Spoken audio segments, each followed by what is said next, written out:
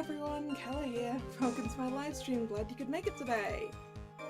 So today, some more Phoenix Wright Ace Attorney Trials and Tribulations, as we're quite possibly going to finish this Recipe for Turnabout case.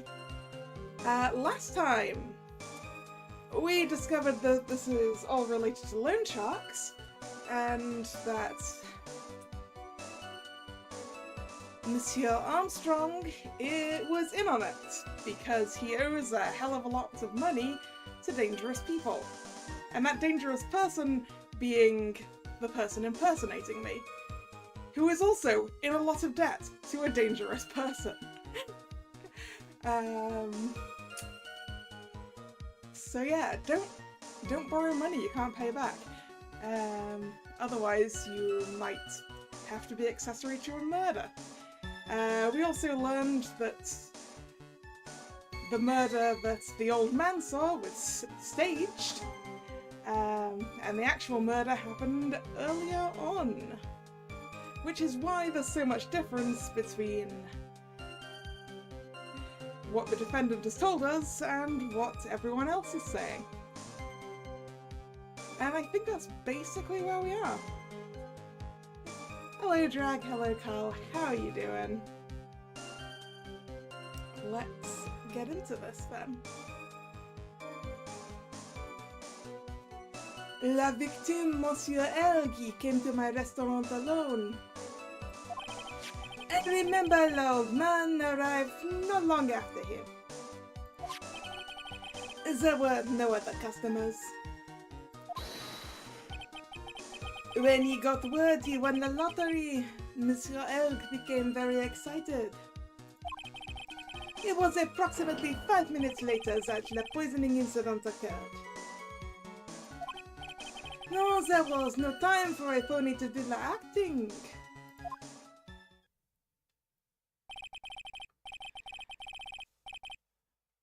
Just so we're clear, there was no mirror in the restaurant after all?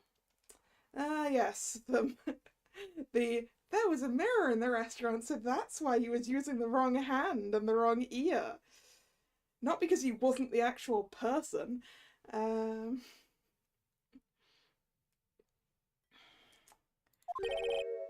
Je vous demande pardon. Forgive me, Your Honor. I lied because I wanted this mess to be cleared up quickly. I believe that is contempt of court. You're adding to the things you're gonna get put away for, Monsieur Armstrong.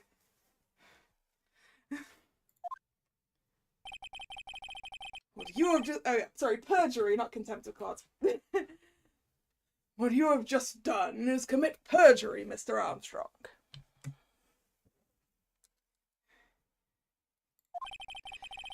I will decide how to punish you later. Oui. For now, we will hear your cross-examination. Mr. Wright, if you please. He's still lying to you, Judge. He took that perjury charge a bit too well. But I'm guessing he'll be in more serious trouble after this cross-examination.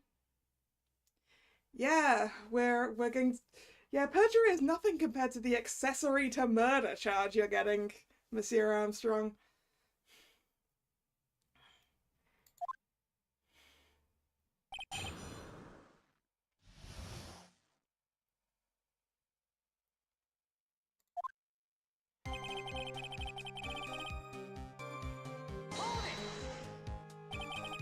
Was he alone at his table as well? Mais oui, I saw him from the kitchen. Yet the defendant, Miss Bird, remembers it differently. She swears there was another man at the victim's table. Objection! Unfortunately for you, tried. Yesterday's witness has also testified that the victim was alone. You Seeing you squirm like that reminds me of a certain coffee's bittersweet bite. What kind of coffee has he been drinking? It's not coffee, it's love. It's love that's bittersweet. Hearing Maya say that makes her seem wiser all of a sudden.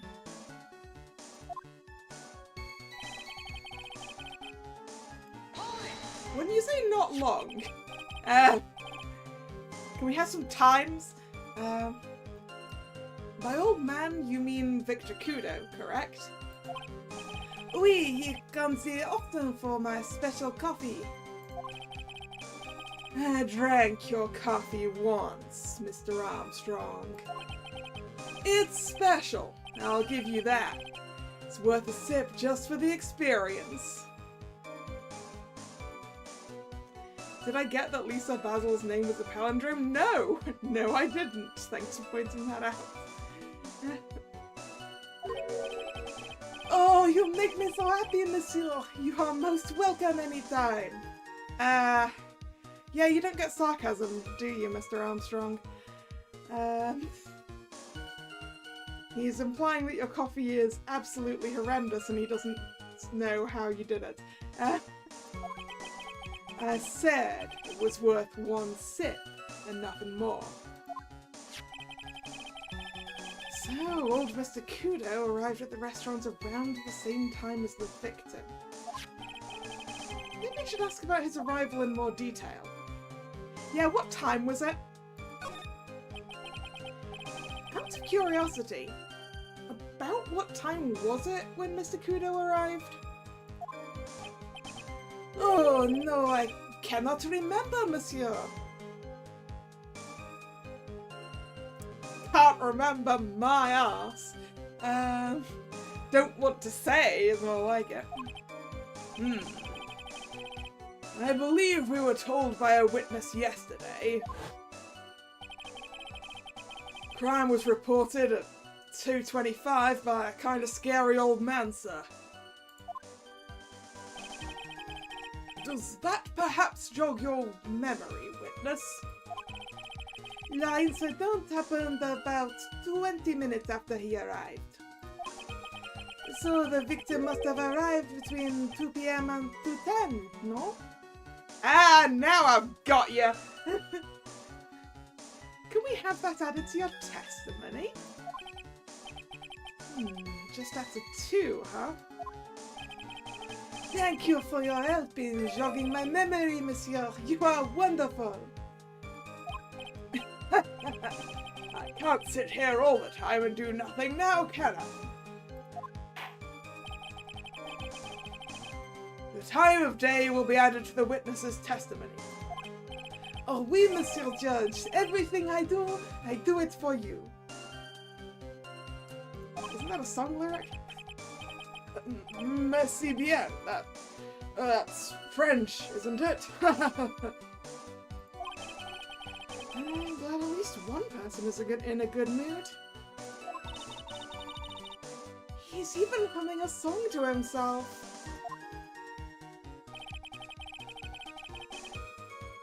I remember the old man arrived not long after him, just after 2 p.m. Right, I'm allowed to present the time of the lottery thing to this, right? Surely. It's for 10 minutes after 1:30.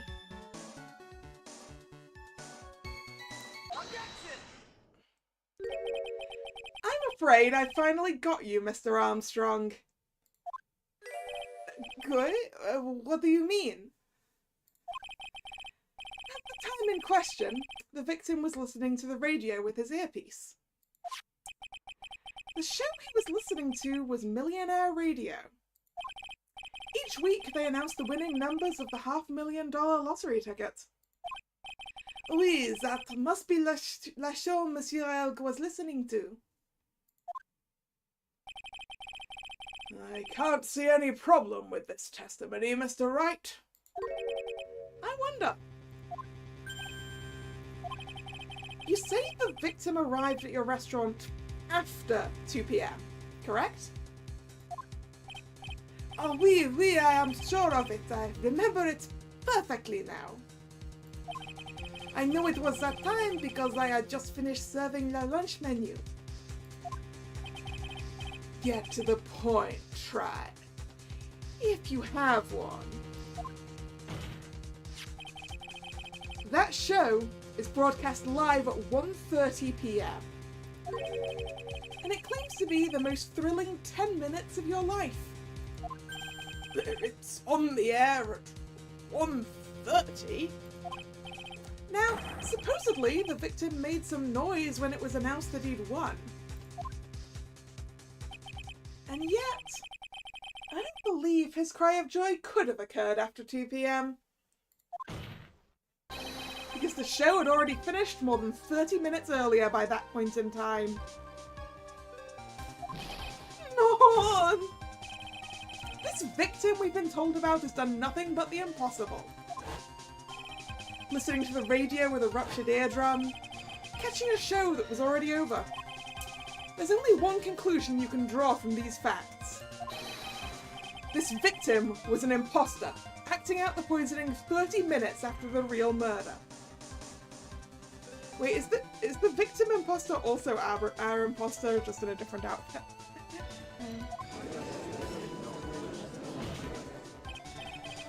Yes, there were 2 Glen Elgs at Tredian that day. The real Glen Elg, now dead, having been poisoned by the real killer, and the phony Glen Elg, acting out the events for Mr. Kudo to witness. It certainly seems that way. I mean, if that wasn't the case, how could you explain the time discrepancy? Objection!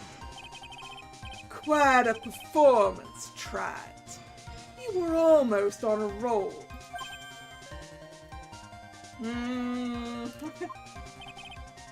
But sadly, you lack the rock-hard foundation of rhythm to build your song.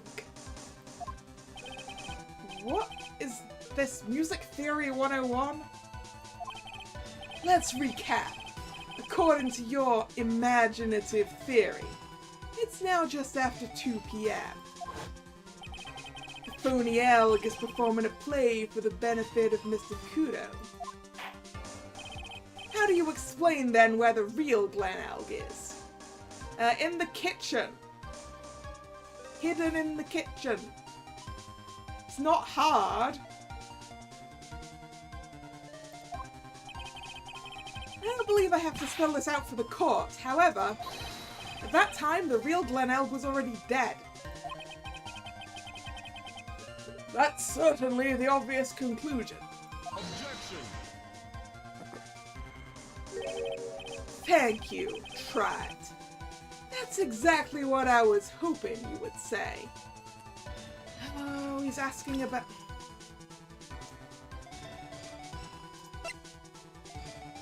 Time of death. Look! Between 1:30 and 2:30, dude! If you're gonna try and bring up the autopsy report, then that don't help you. What? Now, I presume you can prove this theory of yours. Can you explain where the missing corpse went to? The missing corpse? I mean, I don't think I have to prove that, but hey. According to the old man's testimony, there was only one other customer there. Yeah? And if that customer was the phony Glen Elg, then where did the killer hide the body of the real victim? In the exact same place that he hid the unconscious waitress he was pinning it on. The kitchen. Yeah. The prosecution has a valid point, Mr. Wright. No, the hell he doesn't. Your theory is to stand up to examination by the court. You must provide us with proof by answering the prosecution's question. I really don't think that's my job.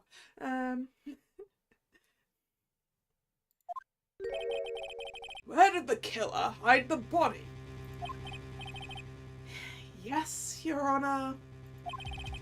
No conjecture, Trat. Let's hear some facts for once. Hello, Shema. How you doing? Show the court a piece of evidence that proves where the body was hidden. Evidence? What's with the intense pressure in here all of a sudden? I thought I had him with that contradiction. He's turned it all around and backed me into a corner instead. Well, Mr. Wright, the court will now hear the defense's theory and evidence. First, where was the body of the real Mr. L concealed? Inside Trevian. It would have been too dangerous to take the body outside. Obviously, the body must have been hidden somewhere inside Trevian. Interesting. Where could a body have been hidden inside a restaurant? The kitchen! The only person in there was Mr. Armstrong, who was in on it. It's not like customers go into the kitchen. Perhaps you would care to show the court on these plans, Mr. Wright. Yes, Your Honor. The exact location where the body was concealed inside Trevian. Okay. So the stage death happened here. Our witness was here. So I'm gonna say this corner of the kitchen. There's no way our witness is seeing that. I mean, also you could go there, but there's a bit of a risk involved with that. So for the least amount of risk, it's this corner of the kitchen. Take that! The body was hidden here. I see. Nice supposition. But the real question is, can you back it up? Where's the evidence that proves the body was hidden in that location? Is it the fact that we found the victim's ear medicine in the kitchen? I think it is. Take that! Mr. Armstrong, do you recognize this bottle? No. I have never seen that ugly bottle before in my life. I only use the very best bottles, monsieur. The highest quality only for me. Where was that bottle found, Mr. Wright? Interestingly enough, Your Honor, it was found in the kitchen of Trevian. Koi? But I only ever use these bottles for my aromatherapy oils. Well, that's because this doesn't contain aromatherapy oils. But this bottle doesn't contain aromatherapy oil, Mr. Armstrong. No, it contains a medication. What kind of medication? I'm sure everyone remembers, don't they? That Mr. Elg visited an otolaryngological clinic and was given medication that day. Oop, that's Godo's next coffee, and I don't have a pen here. I was making notes of how many cups of coffee he'd had, but I moved my pen somewhere else, so I guess I can't.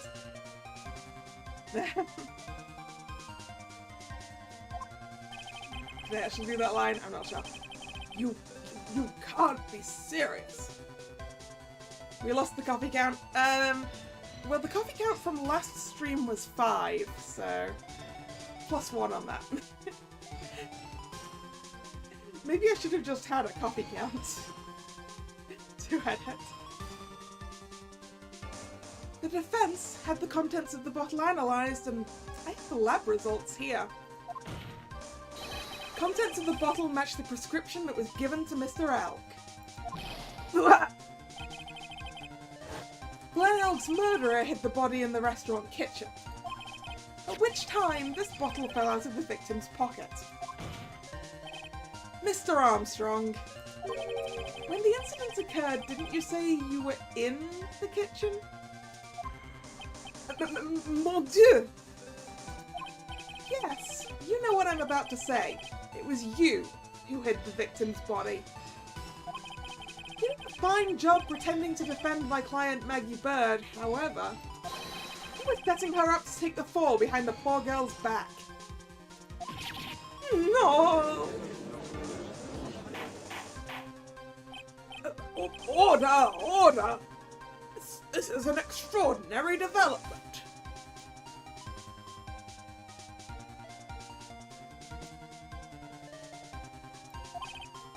Witness, did you murder Mr. Glenn Elk? No, he didn't do that. He was only an accessory, Mr. Judge. Never! I could not do such an horrible thing.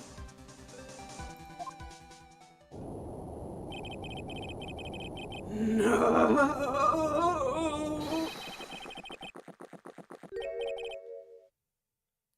Was he screaming while chugging coffee? Godo, that's a bad idea. You might get coffee in your lungs that way.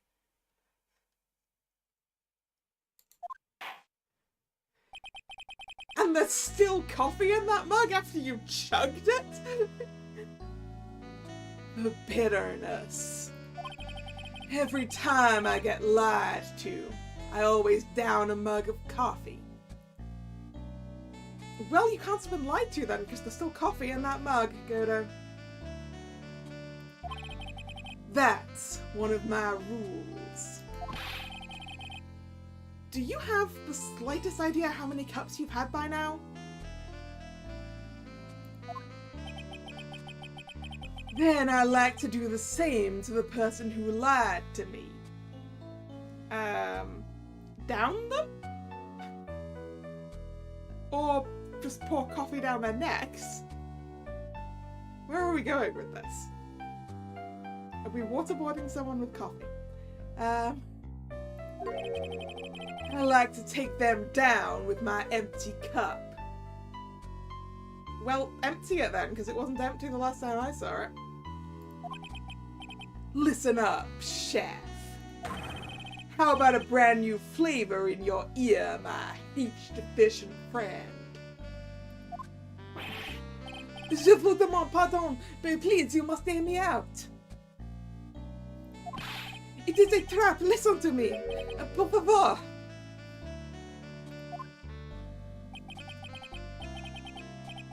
Yo hablo español, Mr. Armstrong, and por favor is Spanish.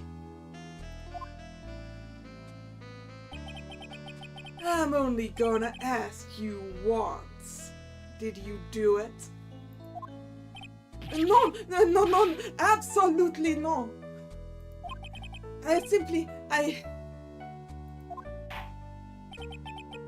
Let's hear it. You've got one shot, right, Gramps?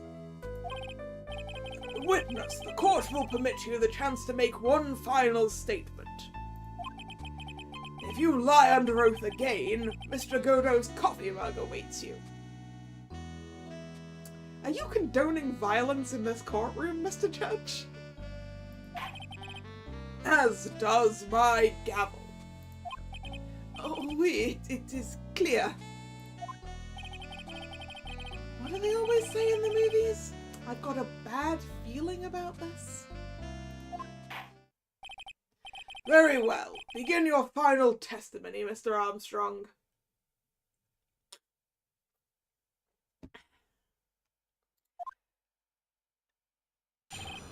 The confession. It is true, I hid the body in the kitchen. A man forced me to do it. I had no choice. I had to go along with him because there was a reason why I could not refuse. But I did not kill him. I swear it. You must believe me.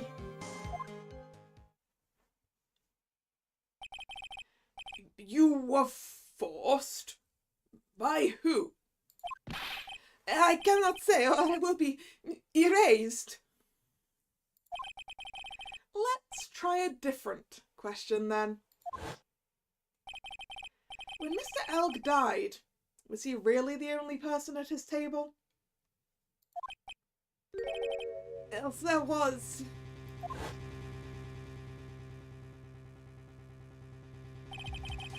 Else there was another man. I knew it. Maggie was telling the truth. You may cross-examine the witness now, Mr. Wright. There's just one more thing I need to do. I gotta break this guy and get him to tell us the name of the real killer. Well, I mean, we could just point out who the real killer is. Mr. Wright, we know that.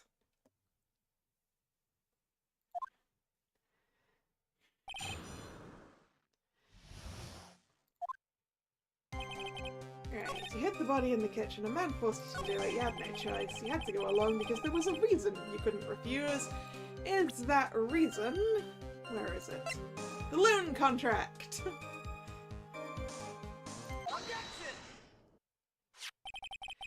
You have a $500,000 debt, don't you? $500,000? Is this true, Mr. Armstrong? Oui, je suis désolé. I was weak and I borrowed the money.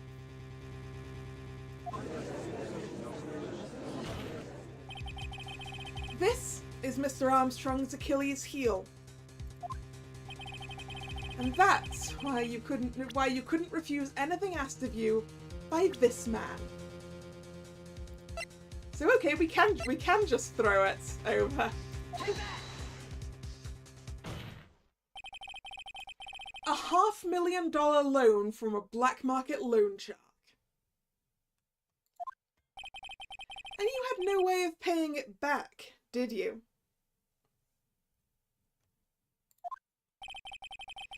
That's why you were forced to do anything this man told you.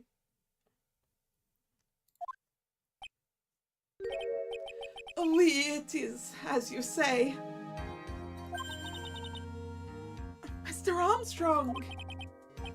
La tiger, he told me he was going to use my restaurant for a business rendezvous. On the day in question, he was meeting the victim to demand that he repay his loan. I don't know why it happened like that. I just did what he told me to do. I had no choice. I carried the body and the inconscient Maggie out of the dining area and into the kitchen. After that, I just tried to forget what I had seen. I think we can now safely say that the man who forced your hand was Mr. Furio Tigra.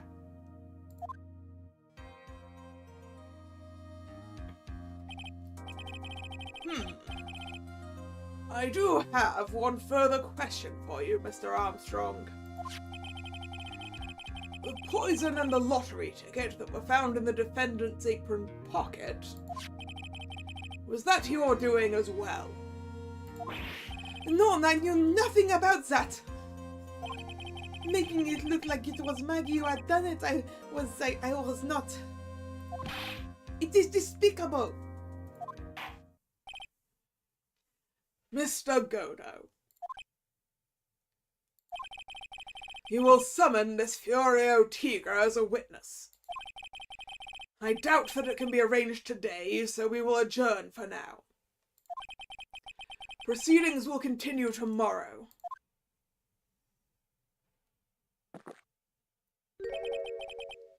30 minutes. What? The trial will go on.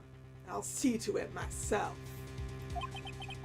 I need half an hour to get that guy on the stand. Not a minute more. I would love to know how you're going to do that, Godo. Unless you already have him downstairs. How the... Don't sit back and relax yet, try it. No one knows if that chef is really telling the truth or not. This trial could still go either way. Very well. Your request is granted, Mr. Godo. We will resume once Mr. Tigre is ready to take the stand. Until then, court is adjourned for a 30-minute recess.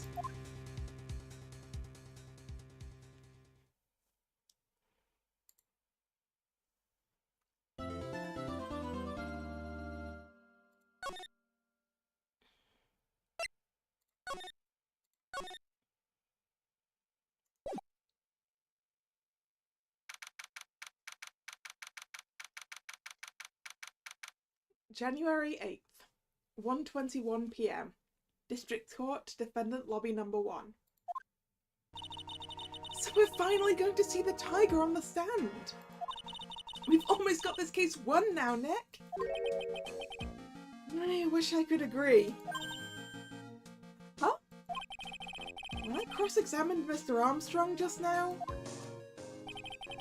he said he was just doing what the tiger told him to do. But Godo picked up on it, remember? He pointed out that without proof, we don't know if what he testified is the truth.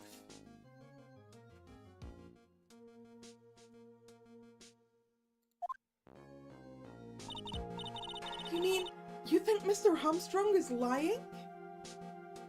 Well, no, I don't. I don't know, but if that's the line the prosecution takes, we could be in trouble. I get the feeling that we don't have the case-making evidence we're going to need.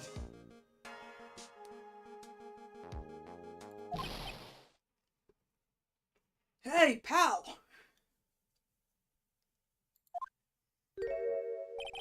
Detective Gumshoe, please tell me you have the case-making evidence that we need. What are you so jumpy about, Detective? Your hair's standing on end.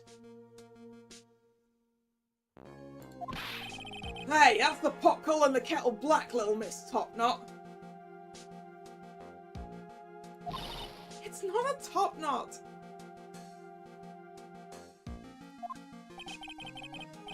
Never mind about the hair, just calm down, alright?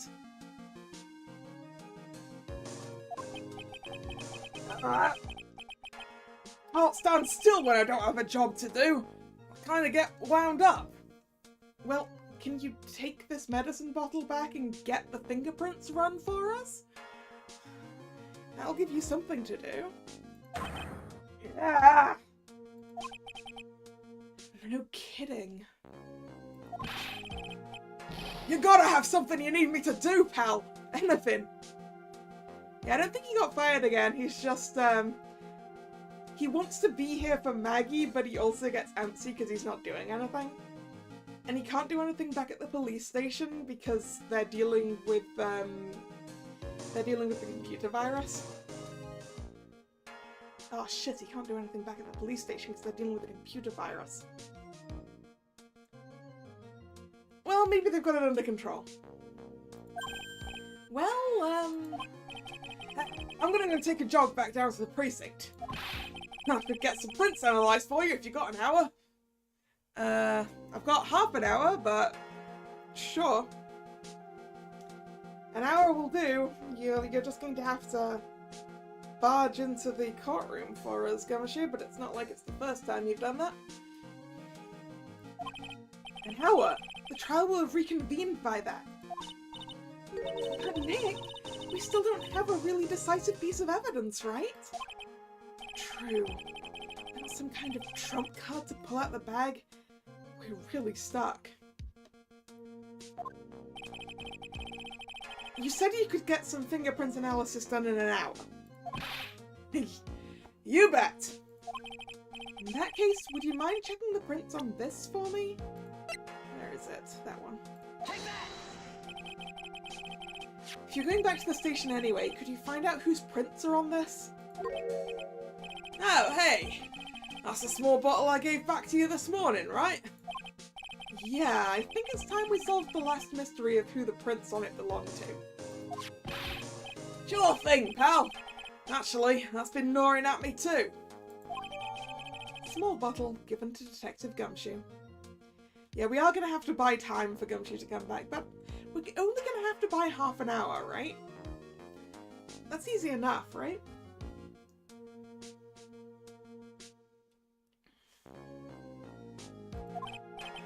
Okay, I'll get this off to the lab right away. Just make sure you don't lose the case before I get back. This is pretty much the final showdown, I guess. It's time to separate the phonies from the real guys.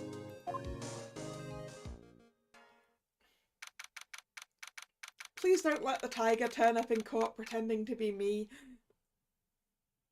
I don't want to have to prove that I'm the real me.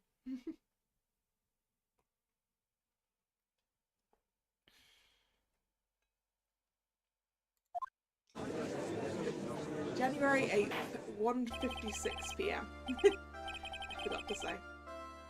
Court will now reconvene. Mr. Godo, did you find this Furio Tigra? This is possibly... Oh.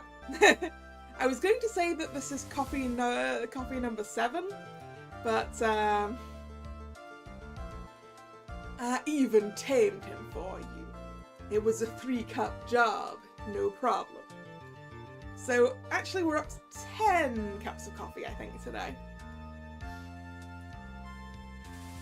Which is a lot of coffee, Mr. Godo.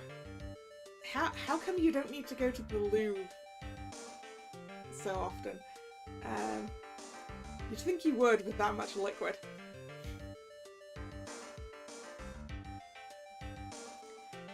Unless he's a cyborg fueled by coffee.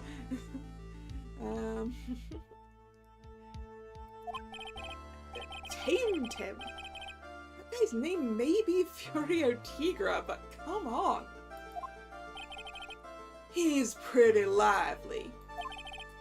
Be careful, he still bites. Yeah, he drinks 17 cups of coffee and no more.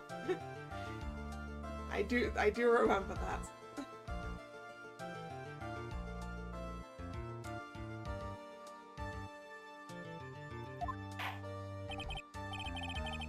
Very well. Please show Mr. Tigra to the stand.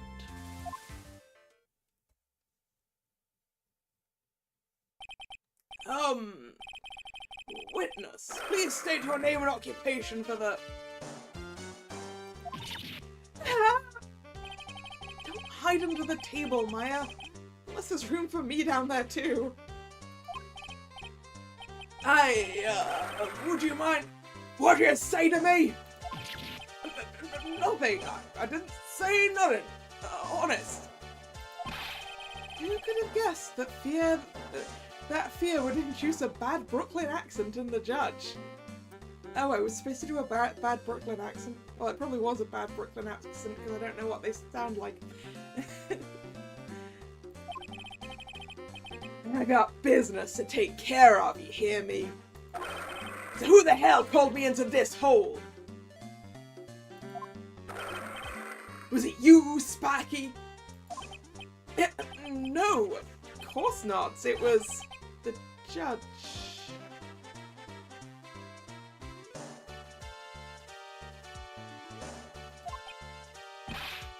Your Honor? Oh dear, I seem to have dropped my pen. Where on earth is it? Don't mind me, just carry on with the proceedings as normal. Yeah, I think this is the first time we've seen the design on the back of the judge's seat. But he is still in his stand, he's just cowering under the desk. That's it, we're doomed. Maybe you didn't hear me, I said, who the hell was it that called me in here?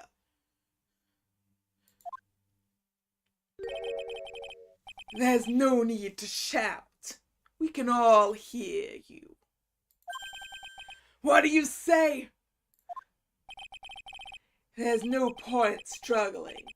You're caught in a snare, the relentless snare of the law. And I'm the one that holds you in.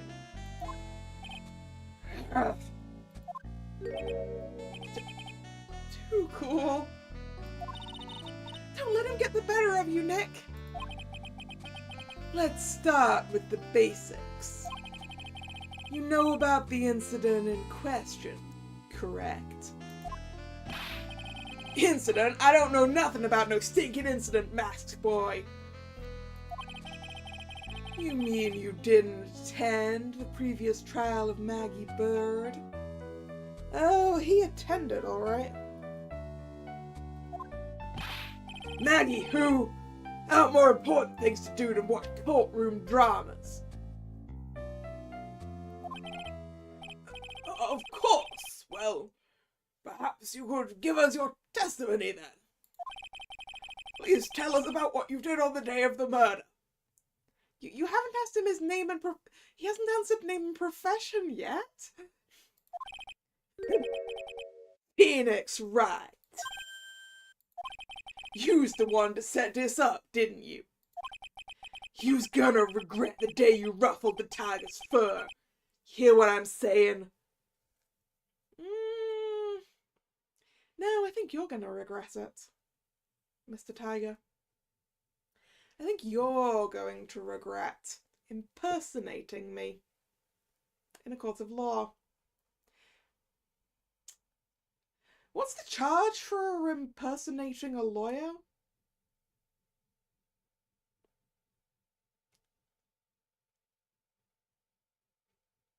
There must be one, right?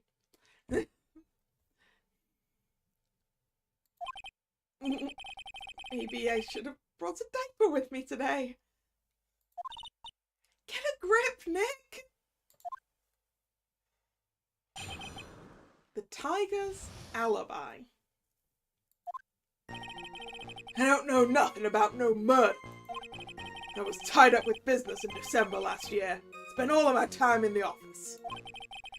I got whales lined up to borrow cash from tender lender every single day. You want to check my alibi? Just ask via letter.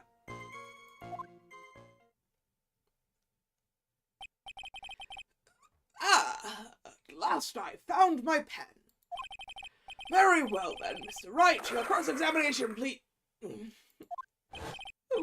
What is it? Please, witness, if you could refrain from shouting out like that.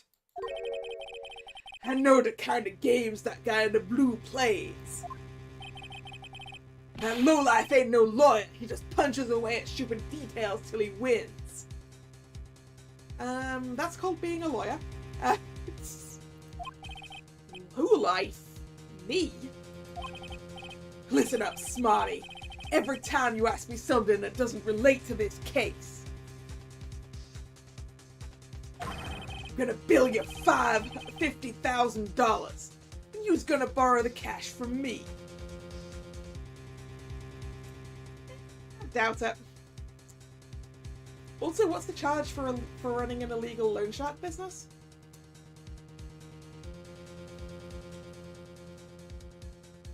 What's the charge for touting for business for your illegal loan shark business in the middle of court?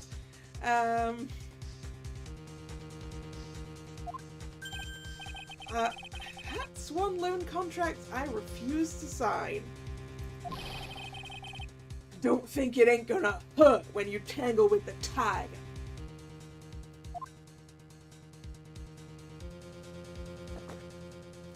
Too many charges? Are you sure? Are you sure I can't make him a laundry list of charges? Ha! I love a good spectator sport. Just a minute. That's really not. This witness is... How can I put it? A hungry tiger roaming the urban jungle. Get on his bad side and he'll bite everyone's heads off. Yours, too. Well, we'll be putting the tiger in a cage by the end of today, so I think it's fine. Very well, I have no choice but to impose a penalty system here. You'd better be listening. I said I got business to take care of. Big business. If I don't split now, I ain't gonna catch my bus. The court will impose a penalty for any irrelevant pressing of witness testimony. Well, shit. Keep that in mind as you begin your cross-examination, Mr. Wright. Yes, Your Honor? You can do it, Nick. Come out from under there already, would you, Maya? Yeah, why do we get penalised for his actions exactly? He's not gonna give us enough to play with, and then we're gonna have to press him, and then you're gonna get mad at me.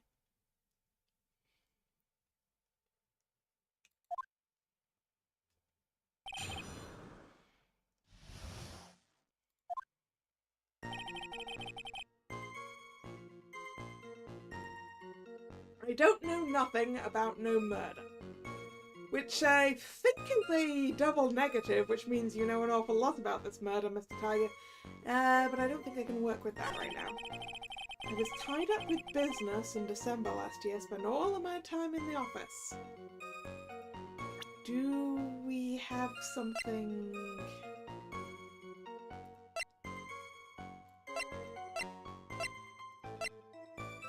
Viola's medical papers... The paper badge that proves that you were at court?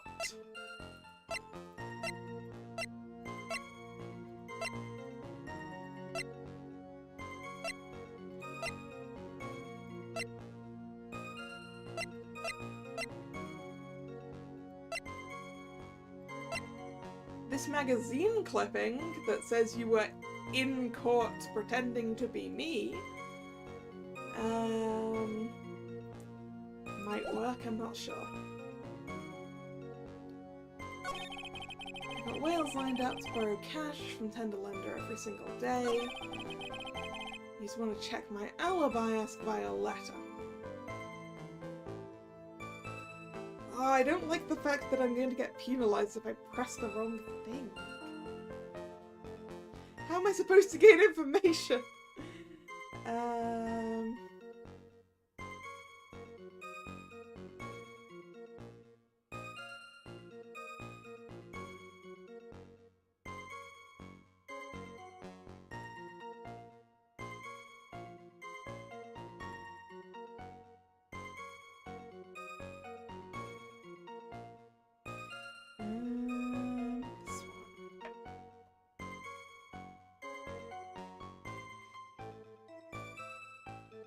Finding my guide in case I need it.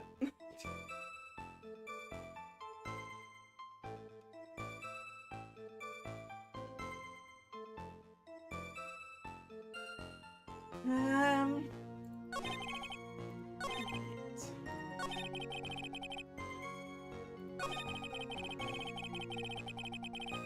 don't think I can present to any of these. So which feels safest to press? Probably not that one. Possibly this one. That's irrelevant to the case, really. Maybe that one? Yeah, what what kind of business, and can you prove you're in the office all the time? Let's go with that one. Are you sure about that? We're talking about 1 month ago, you know. You see these teeth? That's how sharp my secretary is. Sharp? Is he talking about Viola Cadaverini? She writes everything in my scheduler. December, mainly in the office. That's what it says, so that's where I was. The word mainly is doing a hell of a lot of lifting, Mr. Tiger. That seems like a rather, sketchy schedule. Ah. There he goes again. What the Tiger did all December isn't the issue. What's important is what he was doing on the day of the murder, so now what? Press harder. Mr. Tiger, what did you want? If you wouldn't mind going into a bit more detail? Objection! This is a dead end, Try. You know it. Remember the rules. Objection! No, it's essential that we establish the witness's alibi accurately. I agree.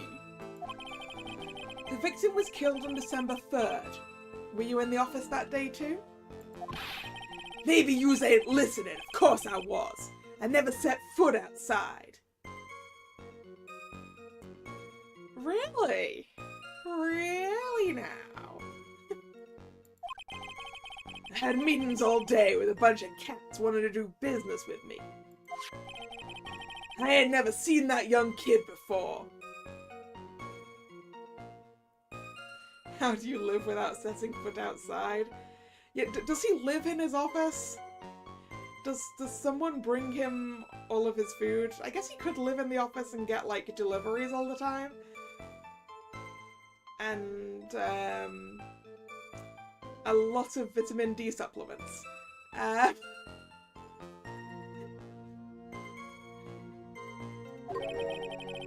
do believe the witness's last statement was important.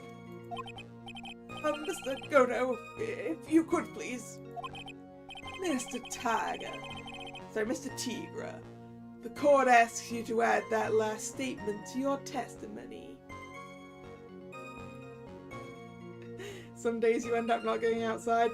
Yeah, that is, in fact, as they say, a mood. I'm trying to do better on that regard.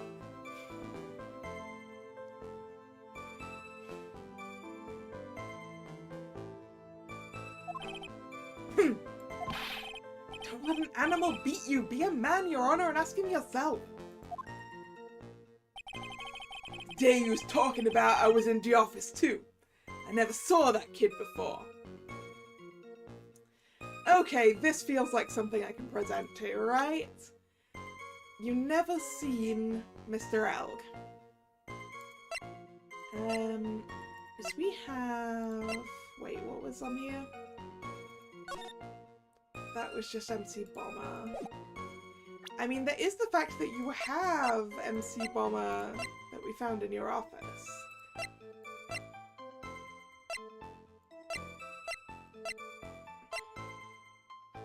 Ah, there we go. Glenn's calendar, though. Yes, this is the thing to present to it. Mr. Tigra, you claim you didn't know Mr. Glenn Elg, but it appears that Mr. Elg knew you. What? Mr. Elg left this little note on his calendar. Meets with the Tiger. And the date? December 3rd. December 3rd? That's the day of the murder. So, Mr. Tigra, I submit that you did indeed know one Mr. Glenn Elg. Because on the very day of the incident, you met with him.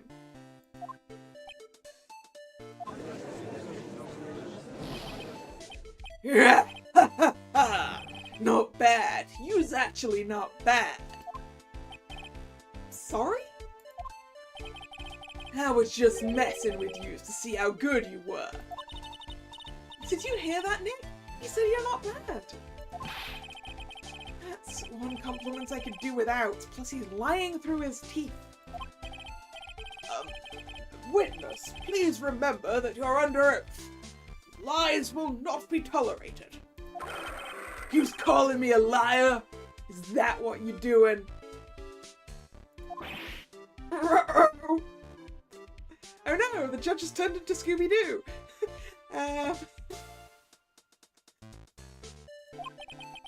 So, you're saying that your claim to have never seen that kid before is the truth?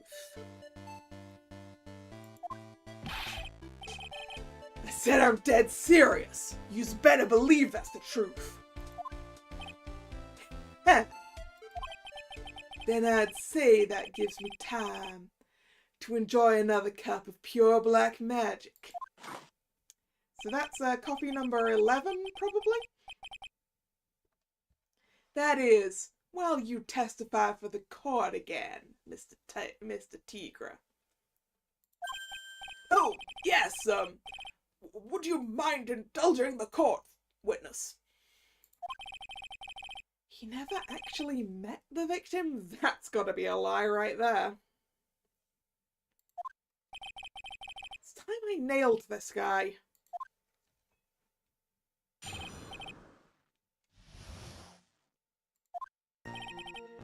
I ain't no liar. I never met Glen Elg.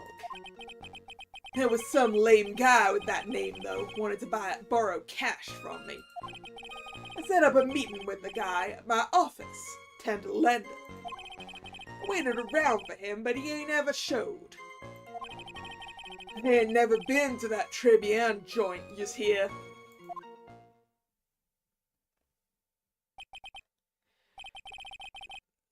I see, that all seems perfectly logical.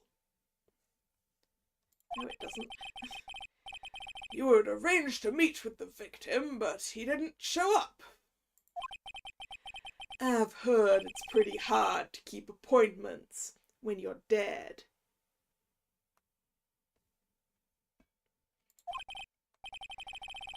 Very well, you may begin your cross-examination, Mr. Wright. Yes, Your Honor. Didn't I tell you I got a big deal going down today? I ain't gonna make my bus now. I'm gonna have to take the express train. That bill's going straight to you, right? I don't think you'll be getting a train, Mr. Tiga.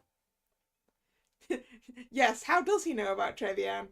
I mean, maybe Godo prepared him.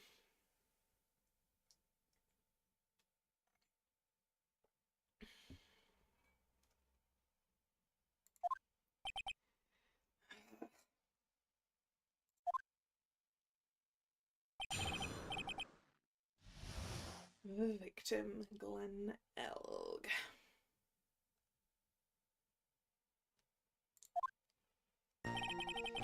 Okay. I ain't no liar. I've never met Glen Elg.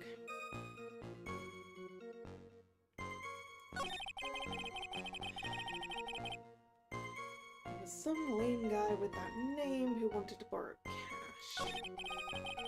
He set up a meeting at my office. Waited around for him, but he ain't ever showed. I ain't never been to Tribulations. Okay. Right, what do we have? So we have the sports paper, which says nothing about the tiger. Just has some info about MC Bomber. We have the magazine clipping, which isn't going to help us right now. The job listings, I don't see how those are going to help us. The Tribulations lunch special, probably not. The scooter with the smashed up wheel guard, probably not. I've never even been— how? Of course, because Mr. Armstrong's loan contract.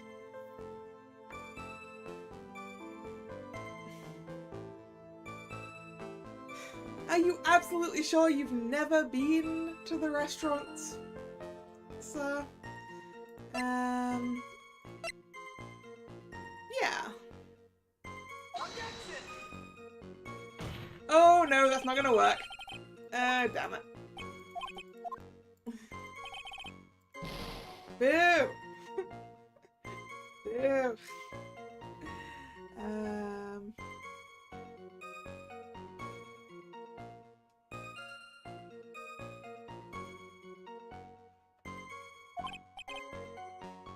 Okay, did I have something else that proved he'd been to Trebian? Floor plans, the objects you report, private coffee cup, lottery tickets,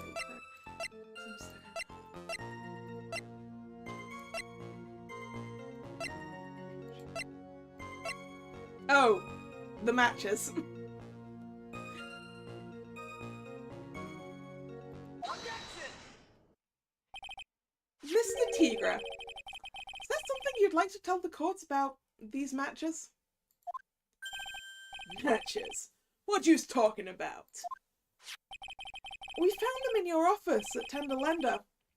They're from that restaurant. What? If you've really never been to Trebian before, what was a book of the restaurant's matches doing on your desk? You've been snooping around in my stuff now too, wise guy. What are you, my ball and chain? Ain't no broad controlling me. Well, I think that's a lie, Mr. Tiger. I think Viola's very good at keeping you under control.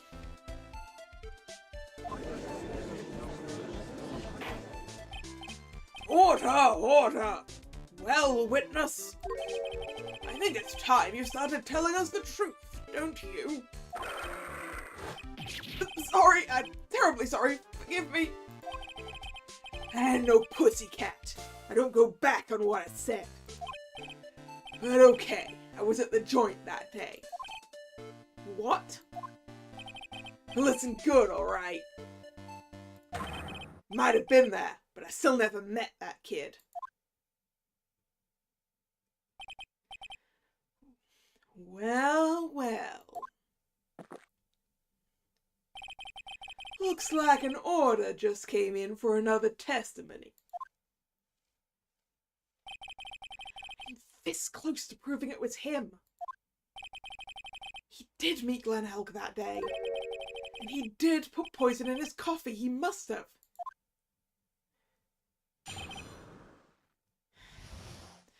I need Gumshoe to come back with those fingerprints, man. I was supposed to meet with the kid at the restaurant that afternoon. When I opened the door to the joint, I saw one ugly scene. The guy was laid out over the table, stiff as concrete. I figured if the place wasn't hot already, it was gonna be. So I split. I heard the cop's sirens on my way out, and I went straight back to my office. I see. You didn't actually meet with him in the end, then. Well, Mr. Wright, your cross-examination, please.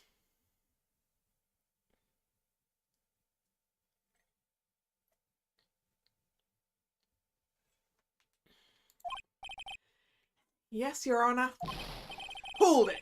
If I wait around here any longer, I ain't even gonna make the normal express.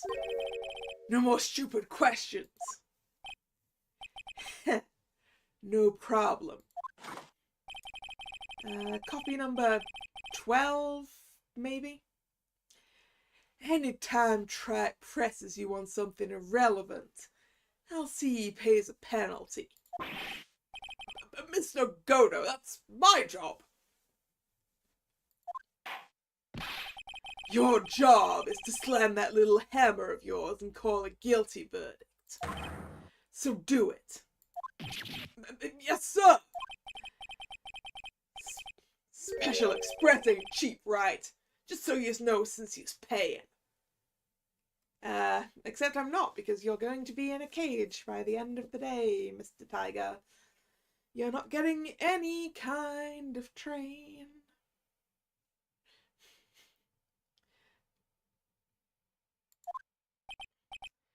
Oh man, doesn't the rule of law mean anything around here?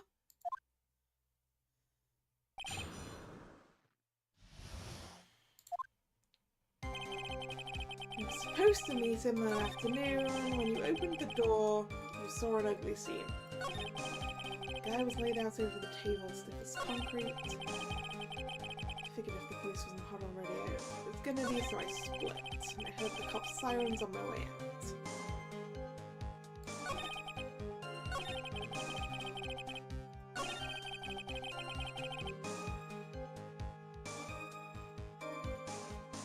You saw it when you opened the door, did you? When you opened the door, you saw what was happening in this restaurant that has, like, barriers everywhere. You literally can't see that table when you walk in the door, dumbass.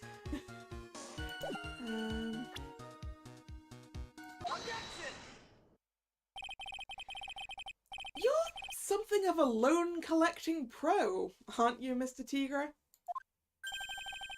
No one escapes the tiger's clutches. Well, I'm something of a lie detecting pro. And no one escapes the phoenix's clutches.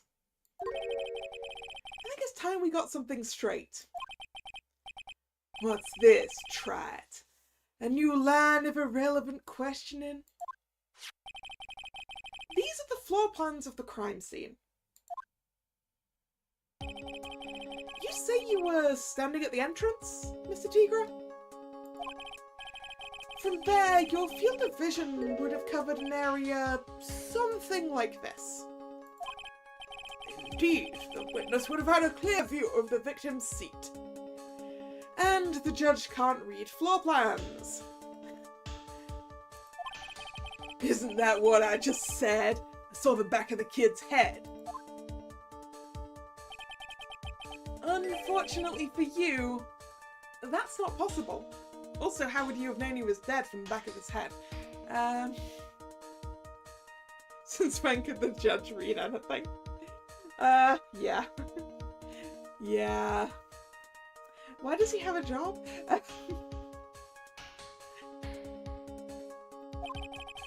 If the court would think back, you'll remember that between each of the tables is a tall partition. Why, that's true. Now look at the plans again. The truth is painfully obvious. From the entrance, the field of vision of any customer walking in ends here. Ooh, he's sweating. We got him sweating. So, from the entrance of Tribulations, you couldn't have seen the victim's seat. But you did see the victim that day because you met with him. Objection! Wrong! Have you forgotten the old man's testimony yesterday? The victim was alone at his table. Objection! But the defense just proved that point to be moot. The victim, witnessed by Mr. Kudo, was not Glen Elg, but a fake. What? In order to have Mr. Kudo falsely testify, the real killer posed as the victim he had just killed and acted out a charade.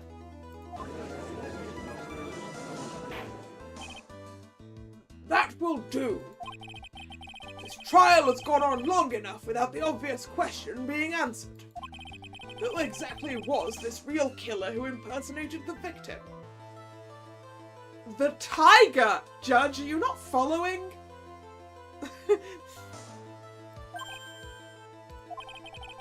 You say the killer murdered Glen Elg, and then impersonated his victim in a performance for Victor Kudo.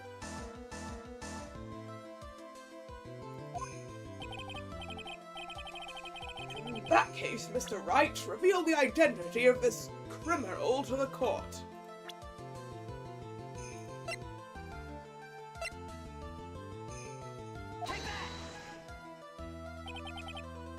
Obviously, the killer is Furio Tigra. No one else could have done it. What? Well, witness? Now that's cute. You think you can pin this on the tiger? Yes, I am here playing a game of Pin the Crime on the Tiger, yes. It's a bit like Pin the Tail on the Donkey, except that I don't have a sharp pin.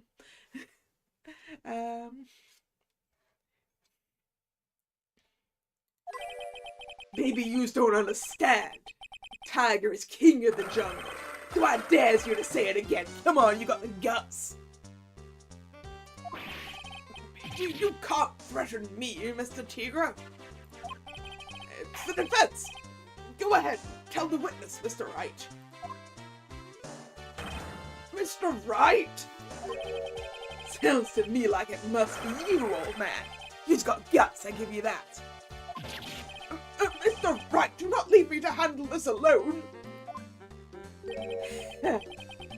Perhaps I can end this embarrassment. Mr. Godo? I've lost count of the copy now. Is this 13 or 14? Let's go back over Mr. Kudo's testimony one more time. The old man didn't see just the victim. Oh, no, no, no. Servant girl brought him a Javachino, but she put something in it. No question about it. She very conspicuously put some white powder in there. Was the victim he saw the real victim or not? That doesn't matter. The fact remains he saw the accused put the poison into the coffee. No, he saw a waitress put it in. He didn't have anywhere near enough information for us to know which one. 13 cups. Thank you, Drag. So he's got 4 cups left, huh?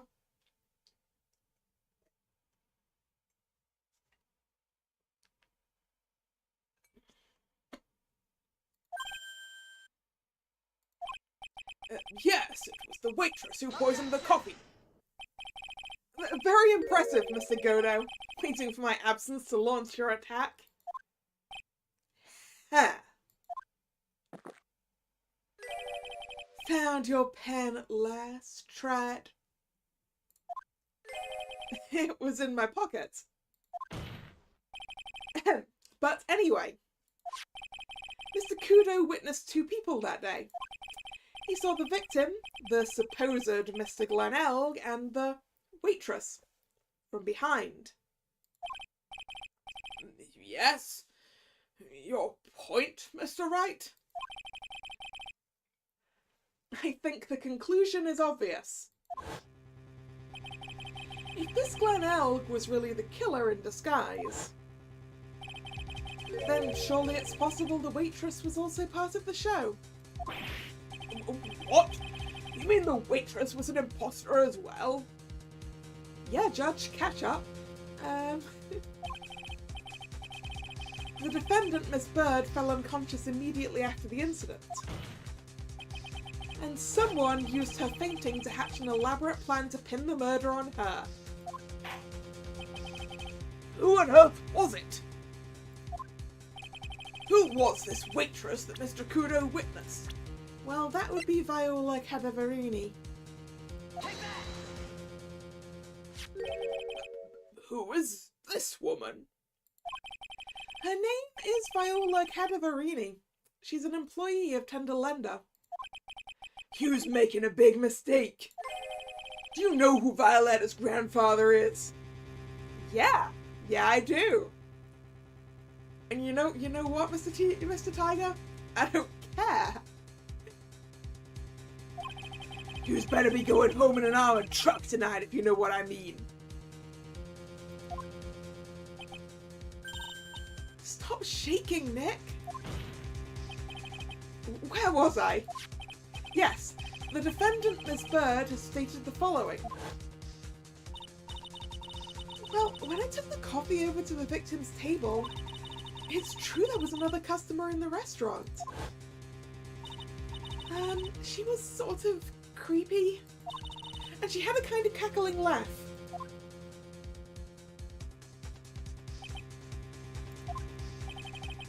There are just too many contradictions in this case. The second man at the victim's table, who nobody but Miss Bird seems to have seen. The earpiece worn by the victim in his left ear when that eardrum was ruptured. And the radio show he was supposedly listening to half an hour after it was over.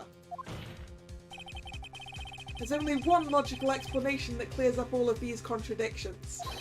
The whole incident took place twice. Once for real, and once for show. And Mr. Furio Tigra, the only person who could have committed the crime is you.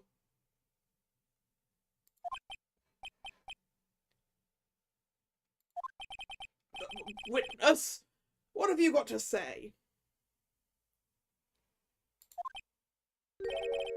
That's cute. Sorry? He's alright. I could do with a guy like you around. What do you mean? Okay, I'm in on this game. I'm gonna have to charter a jet to get me to my meeting now. But I'm gonna give you one more thing to think about before I go. Something to think about? You've got it all wrapped up nice, huh, right? But you've missed out one real important thing. But that can't be. I was in the joint that day, and I met the kid too.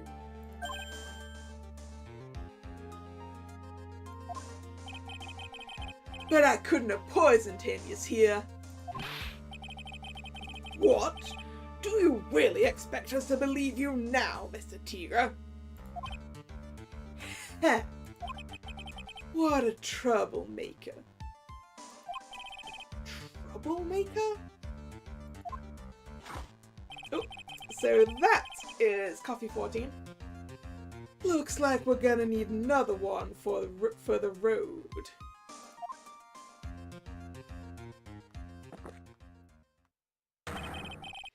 One more steaming cup of hot testimony.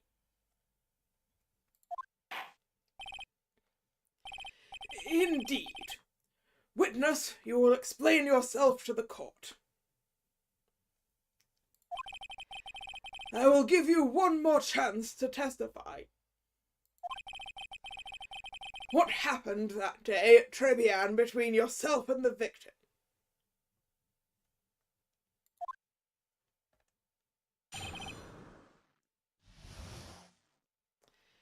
Ties to the victim.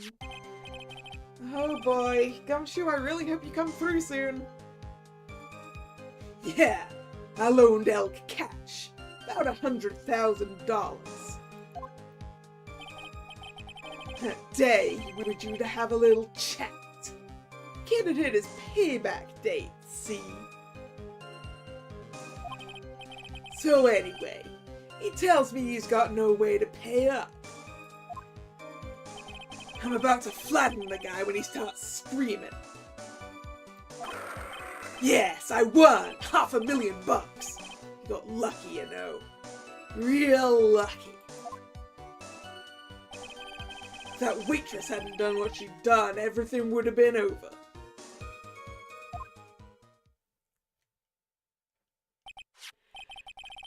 Now, I see the principal amount you loaned to Mr. L was $50,000?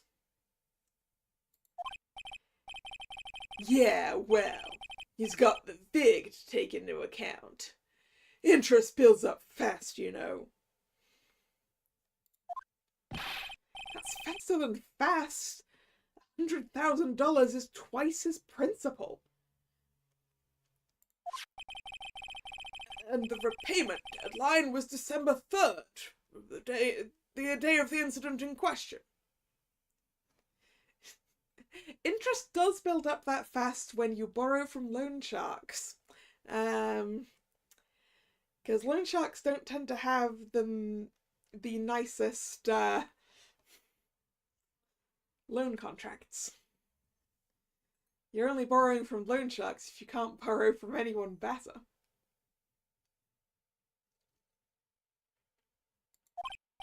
Yeah, he was one lucky kid. He got that $500,000 just in time. So I ain't have no reason to kill the kid. And if I ain't got no motive, you ain't got no case.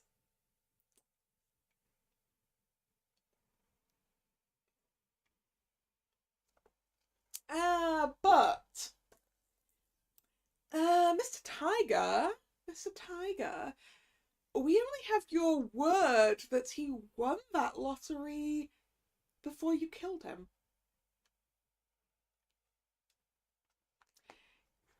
Because you could have killed him at 1:30 before the numbers came in. You could have killed him because you didn't believe that the thing that he'd brought in to basically sell you was worth anything. Or you could have killed him because you were pretty sure it was going to be worth a hell of a lot more. And you didn't want him selling it to anyone else.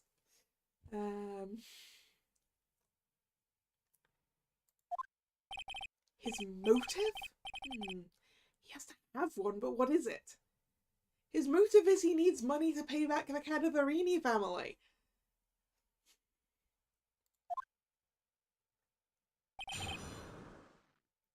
Ties to the victim.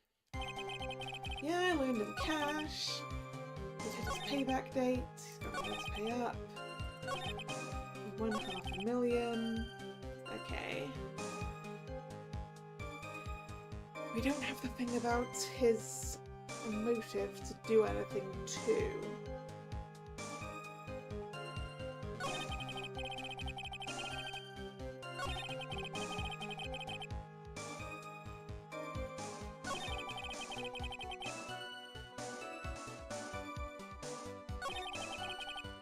I mean, the thing is, he did tell you he had a way to pay up, right?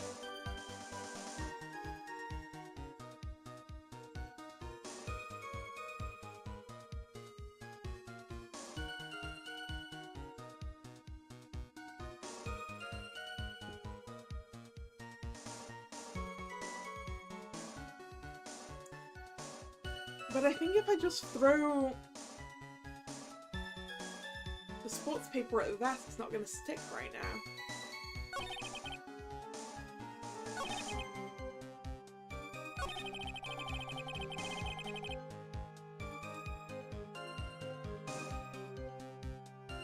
Yeah, can we press about that waitress?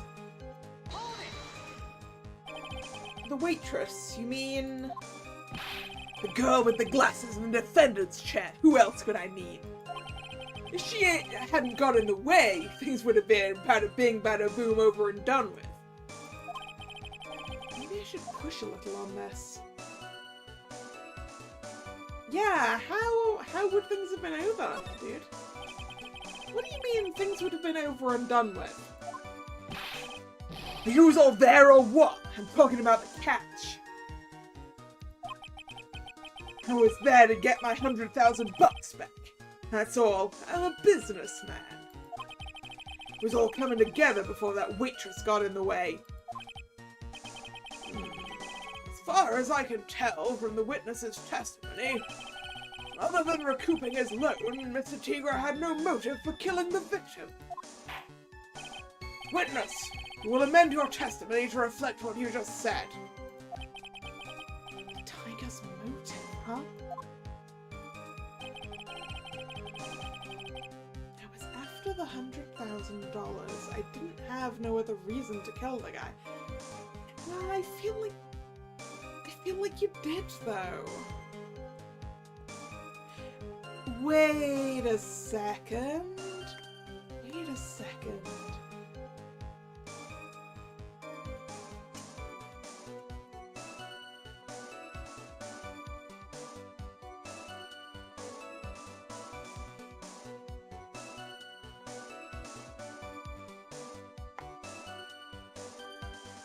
The value of that virus. The value of that virus.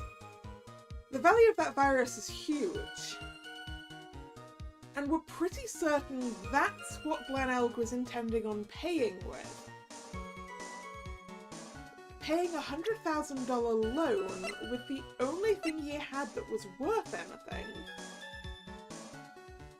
but was worth a hell of a lot more than $100,000. So, what if, right before that deal was going to go through, he won the lottery and he was like, oh, I can pay you the $100,000 now.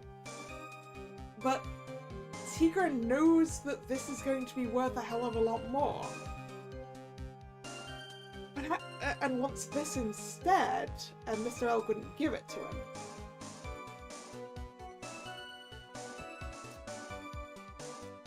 But that hinges on the Tiger having any clue what this is.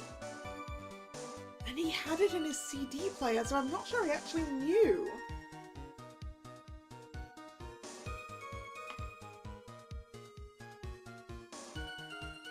But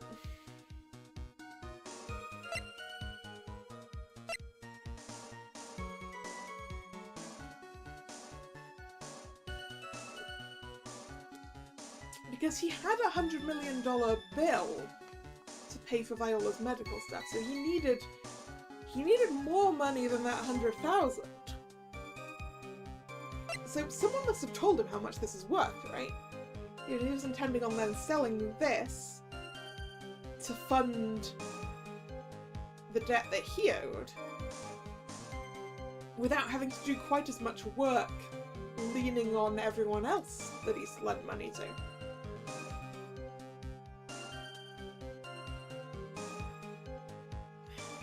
And he must have sold it to someone because someone's using it. How did yeah, he must have made a copy somehow to sell to someone else for that several million. Ooh. Or maybe, instead of selling it to someone and using that money to pay Viola's bills, maybe he paid Viola's bills with the virus. And it's the Cannavarini family who's used it on the police.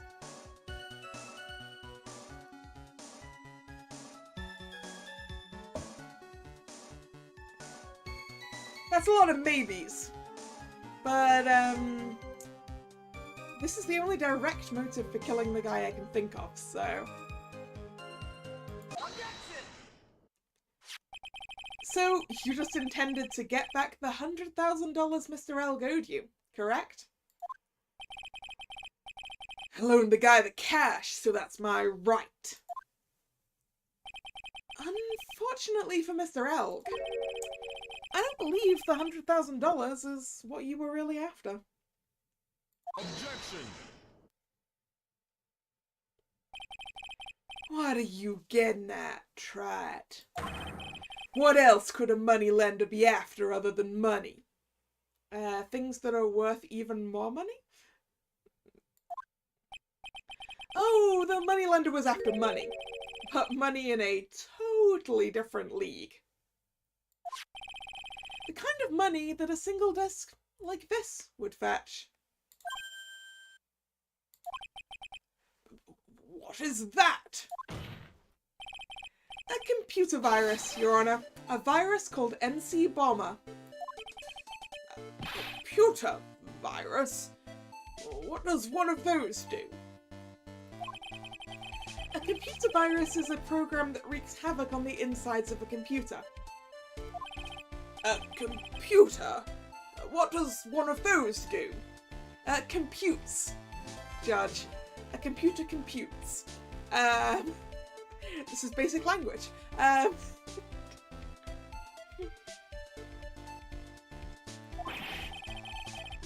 guess the beard isn't the only part of His Honor that's from the Stone Age. I'll explain it to you later, Your Honor. Right now, this isn't the important point. A virus like MC Bomber would be worth several $1 million on the black market. Several $1 million? Lending money with no hope of ever seeing repayment would normally be bad for business. But in this case, the very fact that Glen Elg had no way to repay the money is crucial. What? Glen Elg was a programmer. A highly skilled programmer. That skill was the collateral Mr. Elg put up in order to borrow the money. Objection. You're trying to suggest the witness's motive was to get hold of that program.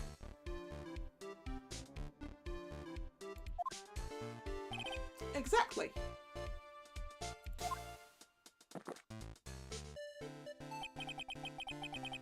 The witness may have poor fashion sense, but he is by no means an idiot. Try it. A man like him could get his hands on $1 million without resorting to murder.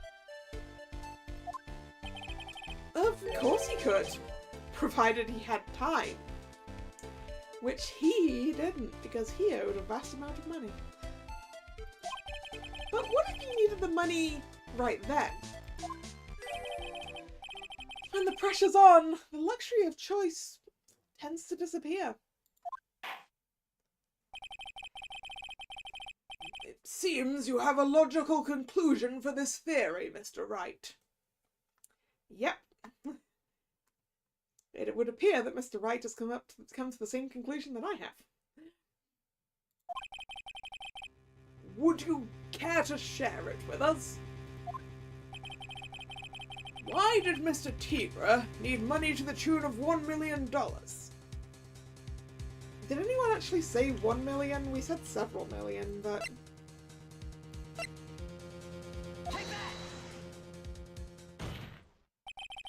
In December of last year, you found yourself in need of a huge amount of money. About 6 months ago, you were involved in a traffic accident, weren't you? An accident involving a car and a scooter in which a young woman was injured. She was taken to the hospital where she underwent surgery. How much of this do you know? All of it, Mr. Tiger, all of it. These medical papers document the treatment of the young woman in question.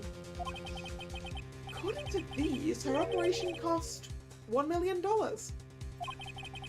And yet, when the payment was due last month, you somehow managed to pay it in full.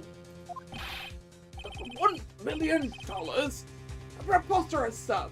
Someone should sue these HMOs.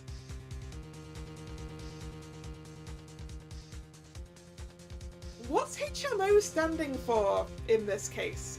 Because the only thing I can think of is home and multiple occupation.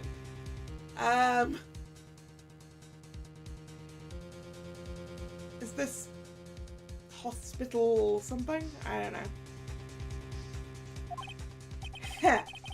No one would pay a bill like that.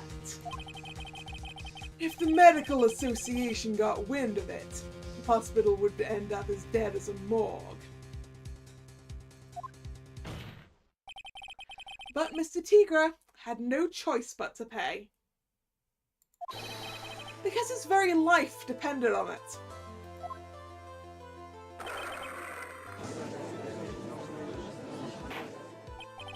Order! Order! Order! Did you say his life depended on it, Mr. Wright? Health Maintenance Organization. Ah. Okay. Thank you, Drag.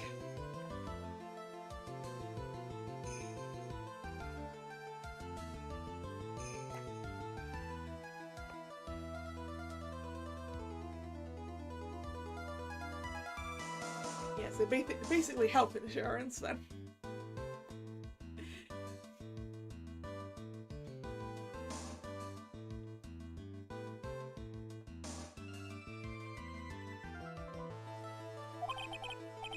Indeed it did, simply because the injured woman was none other than Viola Cadaverini.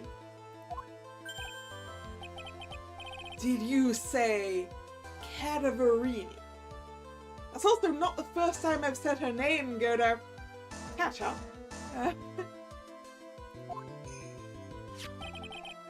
Ruto Cadaverini, mob boss in charge of all underworld activities in the city, and doting grandfather to his precious Violetta, also known as Viola Cadaverini.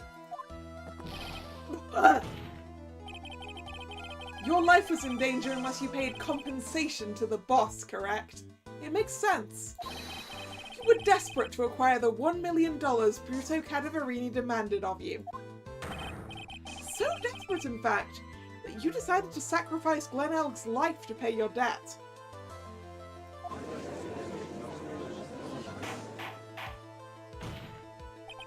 On the day of the murder, Mr. Tigra's sole intention was to get his hands on this CD. Glenelg had no way of paying back the $100,000 and Mr. Tigra knew it. But then a miracle happened. The kind that Mr. Tigra would prefer to say never happened, but he can't, and neither can I. The lottery win. Exactly. At the 11th hour, Mr. L won $500,000 on the lottery. Which left Mr. Tigra with no way of getting his hands on the all-important CD. At least, no legitimate way.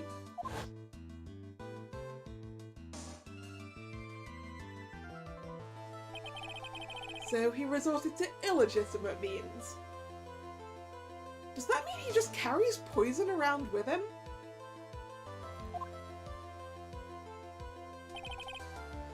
That's crazy. He murdered Glenelg and then made his next move. To frame Maggie Bird for the crime. Mr. Tigra posed as Glenelg, while Viola Cadaverini played the role of Ms. Bird. And then they reenacted the entire thing in order to establish a witness. The witness being the one we all heard testify yesterday, Mr. Victor Kudo. Objection! Like I said, Trite, that's crazy. No one could pull off a stunt like that. For starters, there's no way the chef could have been kept in the dark about it. Well, he wasn't. Objection! But Mr. Armstrong was in on it from the beginning. Have you forgotten already, Mr. Godo? Mr. Armstrong owed the witness money too. $500,000, in fact. He had no choice but to go along with Mr. Tigra's plan.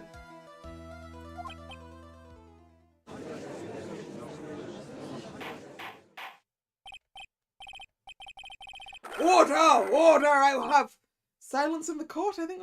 If silence or I will clear the court is, I think, all I said. Hughes put on a good show, Spiky. If you want to stay alive in the loan shark business, you gotta be careful. You saying I dressed up like a kid, created a witness, framed someone. If I did something crazy like that, I'd leave a trail as bright as my shirt.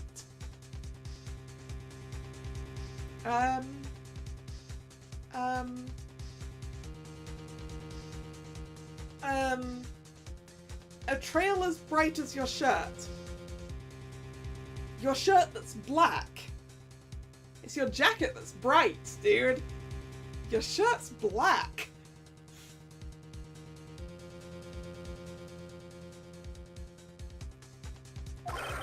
I ain't dumb enough to do something sloppy like that. I agree. You do? Despite your appearance, you are very careful. That's why you took one more precaution. One more trick to make sure Miss Bird had no way out. What? Another one, Mr. Wright?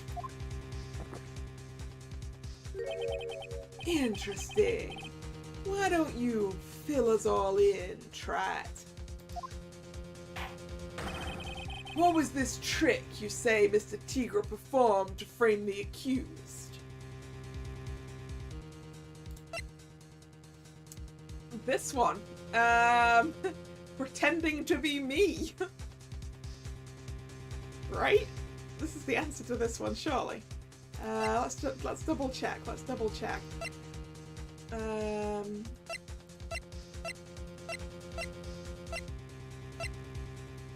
Oh, it could be it could be this though. The poison found with Maggie's fingerprints on it in her apron pocket.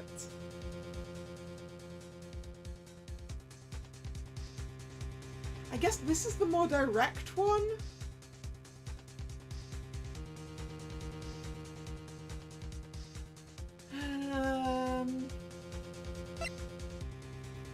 We got anything else? No, because we don't have the small vial back.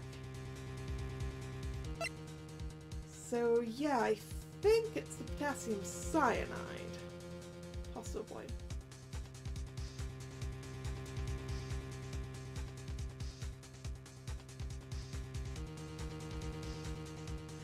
Unless it is... I mean, we haven't used the paper badge for anything yet either.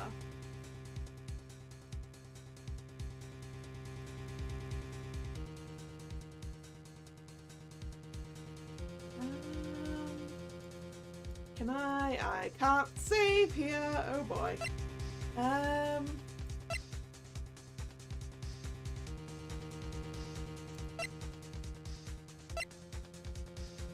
Trick that he... Specifically a trick that he performed.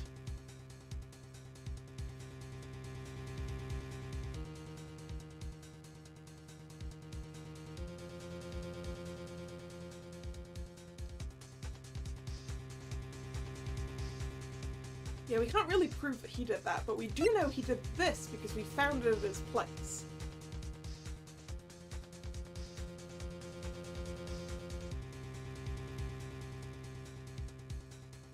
Oh, that's a lot of... I mean, I can survive getting this wrong once. Take that!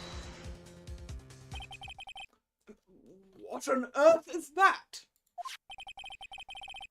What an insult to think anyone could be fooled by such a childish imitation.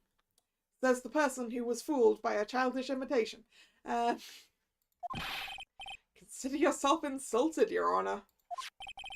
Mr. Tigre, you didn't just pose as the victim on the day in question.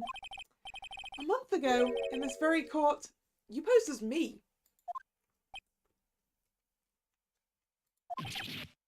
What? That's the truth. But the witness looks nothing like you, Mr. Wright. Exactly. Can we take you to Specsavers now, Judge?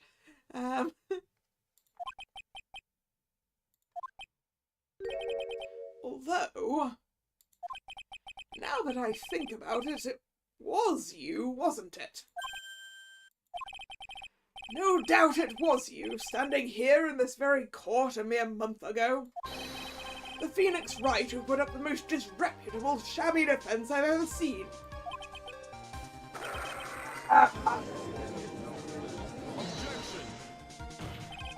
Can you prove that, Gramps? Prove the attorney who represented the accused here a month ago was this man? Are you prepared to take the stand and testify it was him? I'm not sure you can ask that, Godo.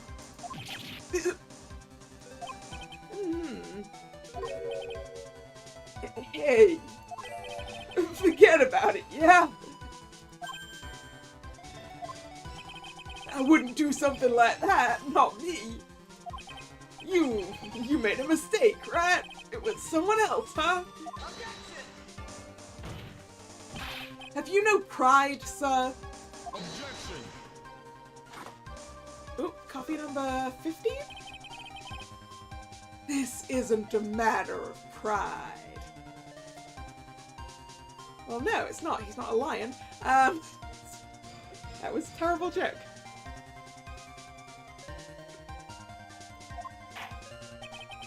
In case you didn't know, Trad, here in court we deal with people's lives. Ugh. Mr. Godo is right. Your Honor? Speaking for myself, I am absolutely convinced. The attorney in question was the witness standing before me now. However, I preside over this court as the judge, with the vested power to hand down a verdict. Someone in my position cannot be swayed by a memory without evidence to support it. No!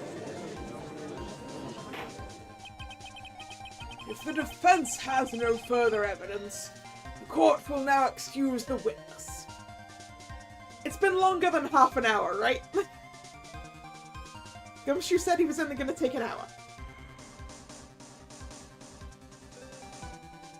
We were in recess for 35 minutes.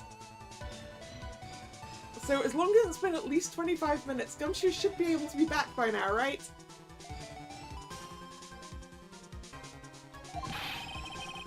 The circumstances surrounding Mr. Tiger are dubious for sure, but not conclusive. But we've come so far!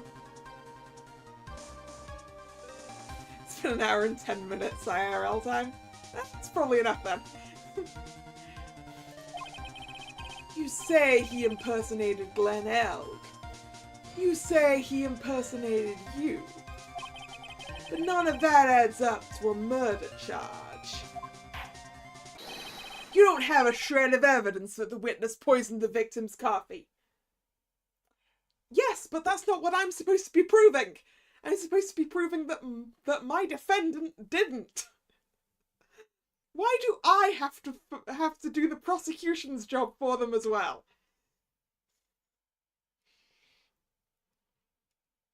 It's very rude. I shouldn't have to find you the real killer. Yeah.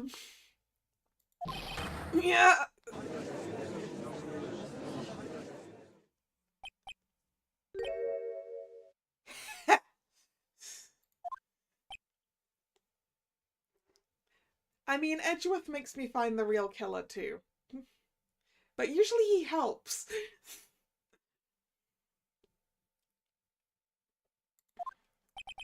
Sucks to be you, right? Don't mess with the tiger or you're gonna get mauled, he's got that. All we managed to do here was chase him around a bit. I was so close to getting him to admit his own guilt.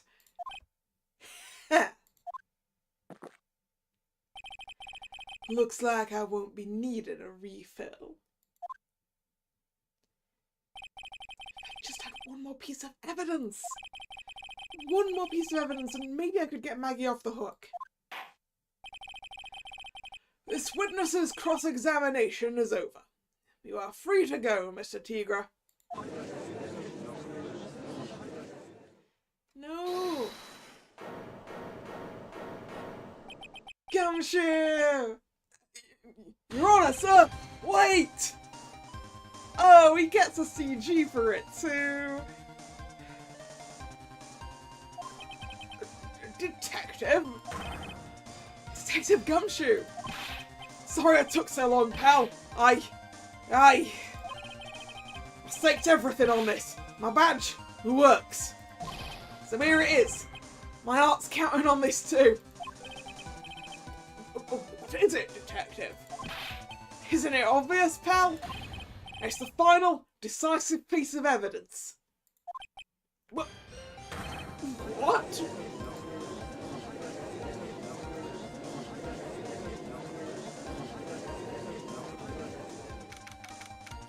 January 8th, 2:48 PM, District Court Defendant Lobby Number 1. Sorry it took so long, pal. I finally got the results from the lab. The result? About the prints, pal, from this medicine bottle. Oh, so do you know who the prints belong to now? Do you think I'm some kind of hack detective? Of course I know. So tell us. They're the tigers, right? I knew it. You bet. Clear as crystal, all over the bottle. They're Furio Tigris paw prints, alright. That's great, we've got him now, Nick. What's wrong with you? You've hardly said a word since Detective Gumshoe got here. He's laid everything on the line for this, Nick. I know. Look, I'm sorry. This is kind of hard to say, but it really doesn't make any difference whose prints are on that bottle now. Does it not? Huh? What? Why not? Do we need to produce at this stage in the trial? Is irrefutable evidence that the tiger put poison in Glenelg's coffee. No, we don't. I'm pretty sure we don't.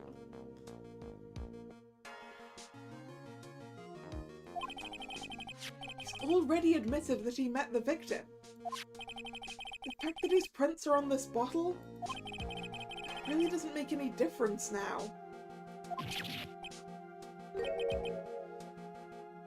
I knew it. Great. No matter how hard I try, I'll never have any use. No, don't say that, Gumshoe. You've saved us from mafia hits twice. You're very useful. We'd be dead without you, Gumshoe. Hey, don't be so hard on yourself. This was our last chance to help Maggie. And I've been working on some useless piece of evidence the whole time. It's alright. I'm a real loser. It's not breaking news to me, pal. Who is this going to be? Maggie? Detective Gumshoe? Maggie? You've been working on something for me? Sorry I let you down, Maggie. I know you didn't do it. And I'm a detective. We're supposed to be able to prove stuff like that. I'm really sorry. I'll get out your hair now. Detective Gumshoe, wait! He's gone. Isn't there anything we can do now, Nick? Wish there was. Gumshoe worked so hard to get that evidence. If only there was some way I could use it. Small bottle put into pocket. Victim's ear medicine covered in Furio Tigra's fingerprints. January 8th, 3:04 PM. District Court, Courtroom Number 4.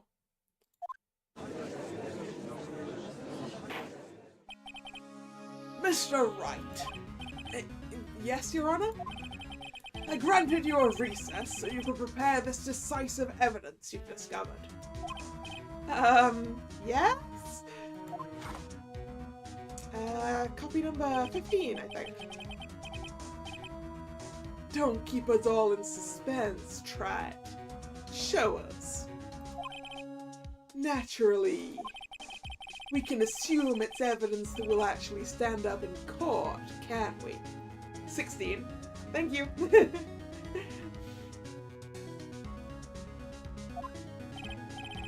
Think, Phoenix. Don't let Gumshoe's hard work go to waste. How much more of my time are you gonna waste? I ain't been in a court before. You lawyers sure know how to blow things out of proportion. You mean like your interest rates, Mr. Tiger? No doubt, given the nature of the evidence, it will speak for itself. Nevertheless, you will talk us through it, Mr. Wright. Well, I know I can't prove anything new with this evidence. I'm really backed into a corner here. But maybe if he thinks he's got me beat, he'll let his guard down a bit. Don't keep us waiting any longer, Mr. Wright. Present this final decisive piece of evidence to the court. Well, I guess we're doing it. Take that! This is the defense's final piece of evidence. Isn't that the victim's... Your Honor. Naturally, the court is already aware of the contents of this bottle. However, interesting new information has come to light. We've clearly identified some fingerprints on it. Fingerprints belonging to you, Mr. Tigra. What? Mr. Wright, what conclusion are you hoping to draw from this new information? Everyone in here knows what this bottle contains. Except one man. One person in this courtroom should theoretically be in the dark. Yeah, Mr. Tigra. My prints are on that pansy-looking bottle. Is that what you're saying? What the hell's in it anyway? A phony trial, a phony lawyer, and phony clues. Everything about this case has been phony. Seems like the perfect excuse for some phony evidence.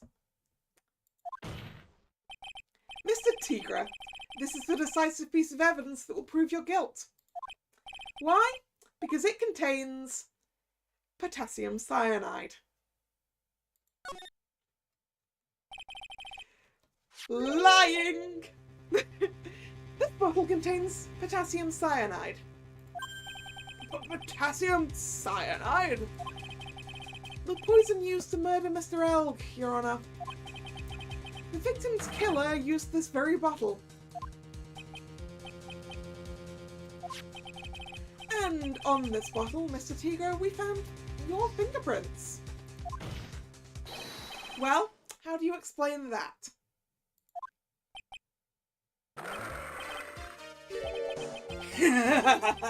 You'd make a good clown. You'd know that.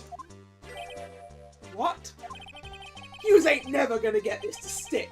You're just making me laugh now. You think a cheap bluff like that's gonna fool the tiger? A bluff? I can see straight through you, Phoenix Wright. That ain't the bottle with the cyanide in it. No, this is the bottle we found traces of the poison in. Don't mess with the tiger or you're gonna get ripped to shreds. The cyanide bottle was brown, and it was made of glass. And how would you know that, Mr. Tiger? That cheap piece of trash doesn't look nothing like it. Yeah, Mr. Tiger, how do you know what the bottle of potassium cyanide looks like? Yeah, he slipped up indeed.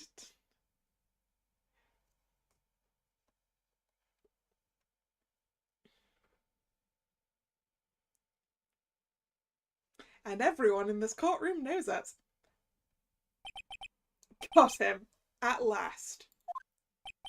But what? Why has everyone gone quiet? I said that bottle. Is this the bottle you're referring to? Yeah, that's it. That's the bottle the cyanide was in. But you ain't gonna find my prints on that bottle. Don't let that cozy looking suit fool you people. That lawyer's just playing games. Tell him, Mr. Prosecutor. Tell that guy where to go. To a victory party is I think where I'm going, Mr. Tiger. You still haven't figured it out? Don't you realize what you just said?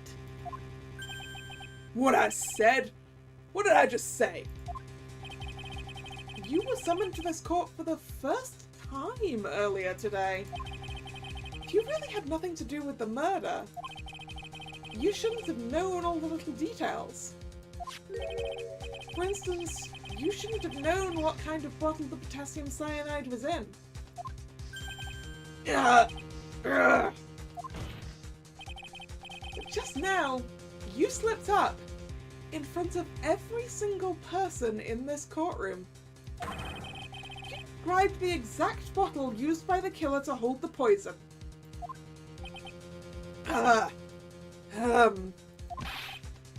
Yous don't know what who you's messing with. I'm the Tiger. I control millions of dollars on the black market. You think I'm gonna let some jumped up suit get the better of me? You already did. Sure, the last piece of evidence was phony. But that's just what you deserve. The phony trial with a phony lawyer. It's all played out by you, the biggest phony of all.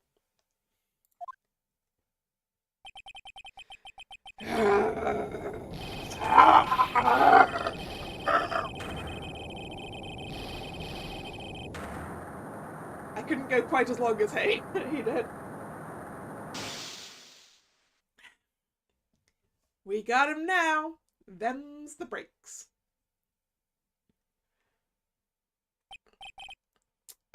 Why'd the power go out? What's going on? It looks like a blackout.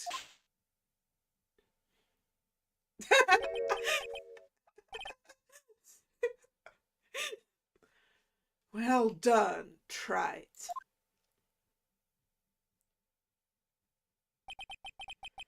I saved my 17th cup of coffee just for you. Hey, we did successfully count the coffees.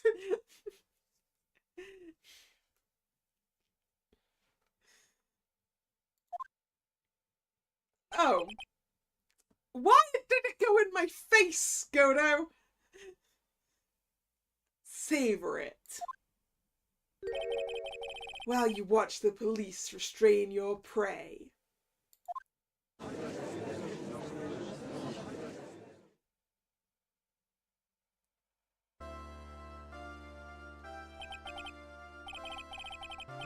Mr. Wright, you caught a tiger by his toe, but if this one hollers, he won't be let go. Now then, how are things going with Mr. Tigra, Mr. Godo? He's being arrested on suspicion of the murder of Glenelg, Your Honor.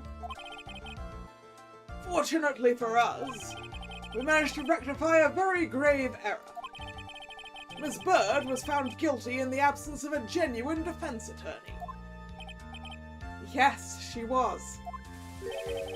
And in the absence of genuine evidence. But the tiger made one mistake.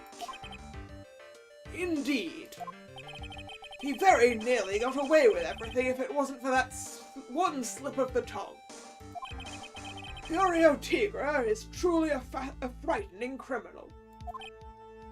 The truly frightening one is that defense attorney over there.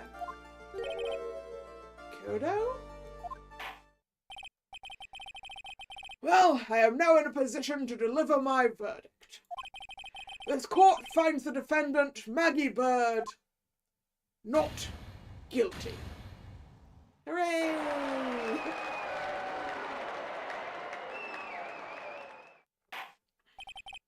That is all. This court is adjourned.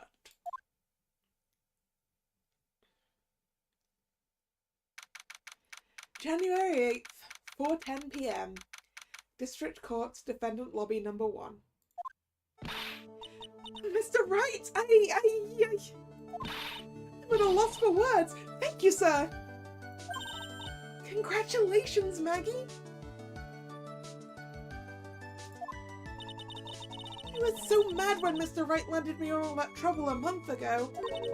But now I feel like I can forgive him. Hey, that wasn't me, Maggie. That was the tiger. Oh, look, Nick, in the doorway. Detective Gumshoe. Oh, guess I'll be heading off then. Thank you, pal. No, sorry, see you around, pal. Wait!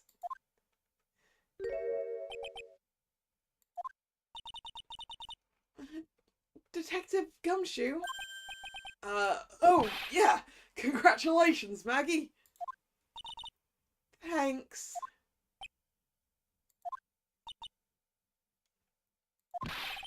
I knew you were innocent all along.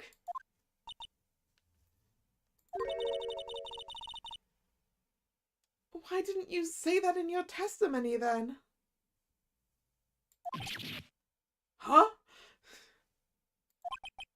Oh, well,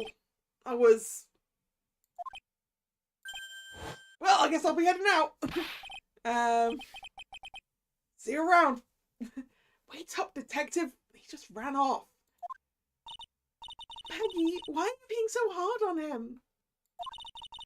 He busted his butt for you. It's thanks to him that we got the medication bottle. But that wasn't even of any use. But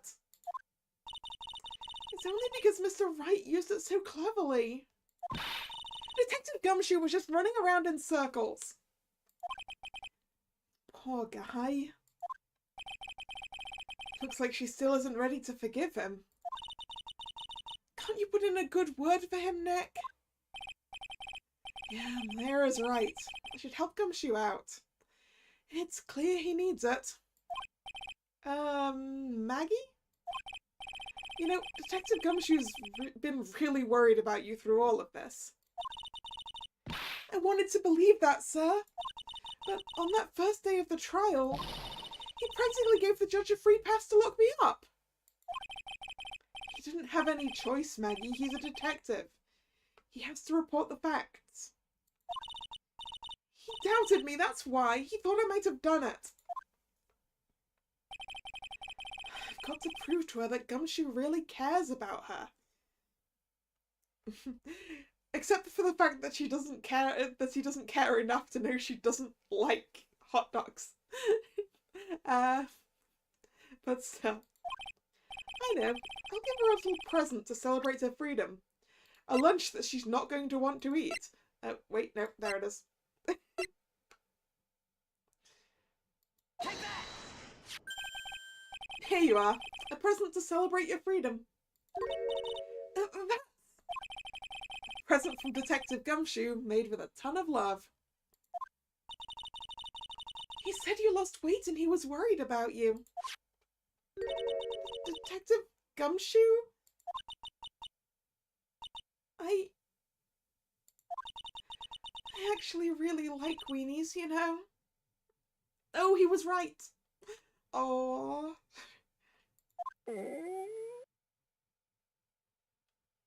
Might not be in perfect condition. Yeah, we've been carting that around for a while. Did you guys hear that? I'm pretty hungry myself, you know. Yeah, the trial dragged on a bit today, didn't it? Is it okay if I eat this now? I'm sure it is. Aww. So, how is it, Maggie? It's really good.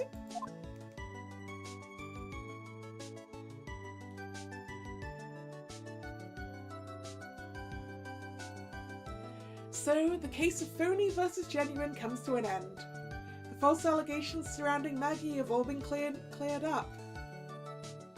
And who knows, maybe a whole new chapter of her life is about to start.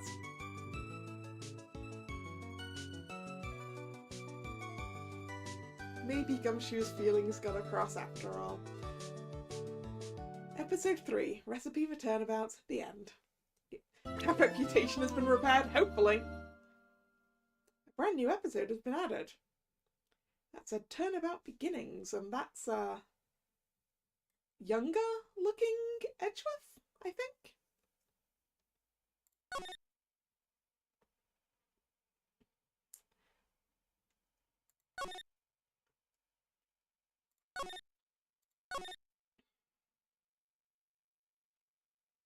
Before we dive into that, I'm going to get myself another drink. I will be back shortly.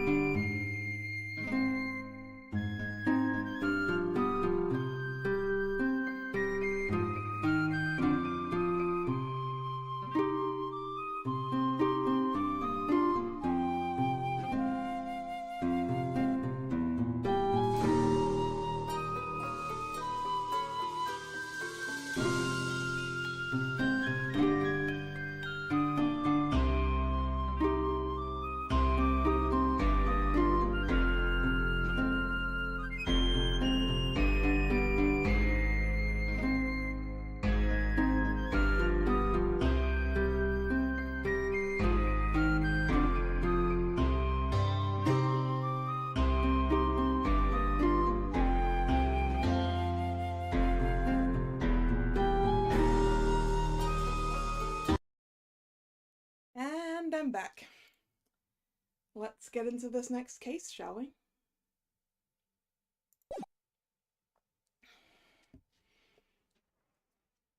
The girl, let her go.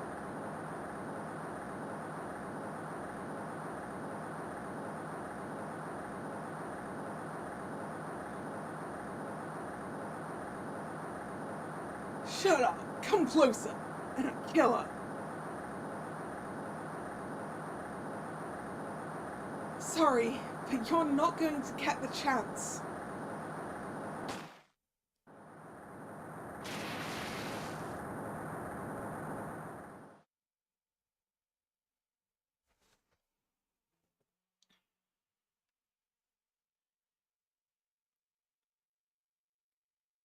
I'm reading through the file of an old court case. It was the first case of my longtime mentor, Mia Fey. Fugitive data. Name, Terry Fowles. Charge, kidnapping and murder. Sentence, death penalty. Fugitive movements. After escaping, Fowles met with and then murdered Sergeant Valerie Hawthorne. Recaptured on Eagle Mountain about 8 hours after his escape. Her first client was a death row inmate who had recently broken out of prison. It was a whole year before Mia and I ever met.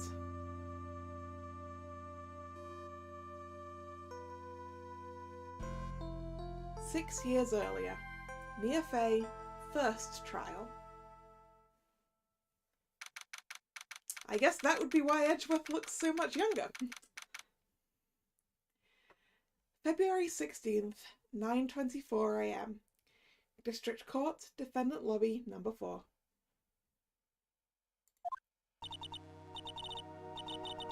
I'm so nervous. I feel like I'm going to die. I never should have accepted this case.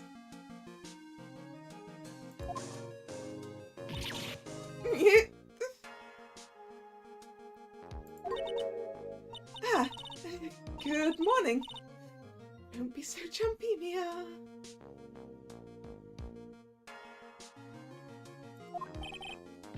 I didn't do nothing, I swear. I didn't kill nobody. Double negative, I'm afraid, sir. Yep, we are back to Mia MC, which means that Mia gets my voice instead of the voice I put on for Mia.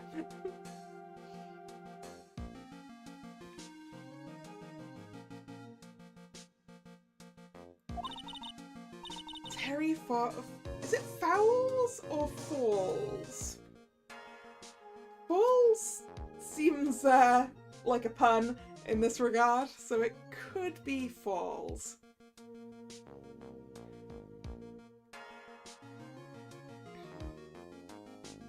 Yeah, I'm gonna go with Falls. Terry Falls. My first client. Sentenced to death 5 years ago, and now a prison escapee. Just relax, Mia. Make small talk and try to relax him.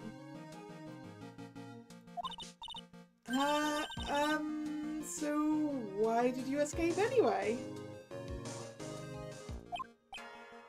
I'm sorry. Sorry, I'm sorry.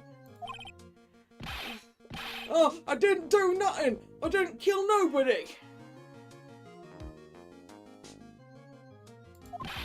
I never lie. I didn't escape from nowhere.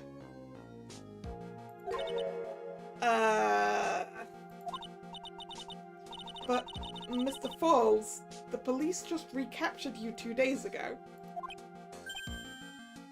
Oh, sorry. I told a little lie. Oh, look at him. Oh boy. But anyway, I didn't do it. I never killed nobody. Sorry for asking, but you're on death row, right? I'm really sorry. They sentenced me to die 5 years ago, but I was tricked, I tell you. That woman, she lied in her testimony. That's why I got the death penalty. I swear it, I didn't kill her. I could never do that. 2 days ago, he escaped from the police wagon when it crashed. Then about 8 hours later, a policewoman was murdered before the police could recapture him. The police believe that Terry Falls did it. After you escaped, did you meet a policewoman? Yeah, I did. She's the reason I escaped. So that much is true. He did meet with the victim. But I didn't kill her! She was alive when I left! She was alive, it's true! I can trust him, right? I mean, I should. It's... Chewing on a metal ball is gonna be really bad for your teeth, Mr. Falls. I don't think your dentist will be happy. Who's this gonna be? I guess it's gonna be young Edgeworth? Ha! Nope, that is not young Edgeworth. It's this guy. Wait. I was like, I recognize this guy's face. No, I don't recognize this guy's face. I recognize his bloody beard. Hello, Godo. Your beard and your outfit and your hairstyle. This is pre-mask Godo, right? You're not gonna figure out the truth just by staring at the guy. Why are you here?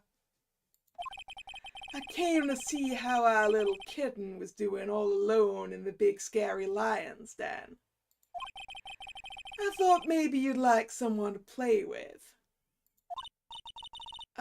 Where is Mr. Grossberg?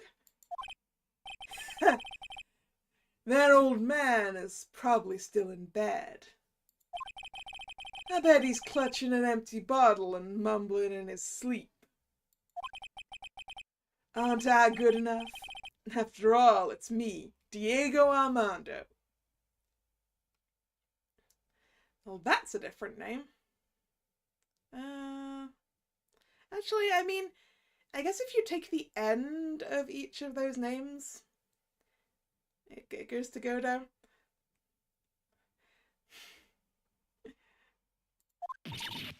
I didn't say... So, Diego Armando, the finest attorney at Grossberg Law Offices, is here for me? No. You got it all wrong. Today, you're the finest. After all, it took an amazing amount of guts to take this case. Imagine, an escaped death row convict for a first client. Yeah, thanks. Sure wish I could get out of it, though. Relax, I just heard some good news. The prosecutor for today is fresh out of his diapers as well. Really? However, unlike a certain somebody who I won't mention, he's earned the reputation as a genius since beginning his law career. Genius? Well, it's about time to head in, kitten. I'm not sure I like being called kitten. Sharpen those claws of yours. It's go time. A solitary confinement cell for the condemned must be the world's loneliest place. And that's what my client ran away from. Every other lawyer gave up on him, but not me. When I saw those overflowing eyes and heard that simple childlike voice, just had the feeling that he was telling the truth.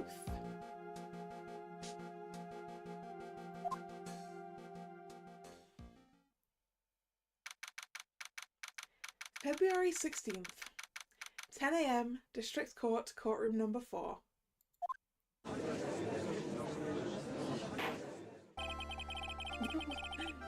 Ah yes, it's this judge again. Court is now in session for the trial of Terry Falls. The defense is ready, Your Honor. The prosecution has been ready for a while, Your Honor. I understand the lawyers for both sides are newcomers. Yes, Your Honor. I'm Mia Fay. Miles Edgeworth, Your Honor. So you're the new prosecutor everyone is talking about, eh? They say you joined the prosecutor's office at quite an early age. At 20, Your Honor. I guess our little kitten hasn't earned herself much of a reputation yet, huh? Oh look, he was fueled by coffee before he had the mask.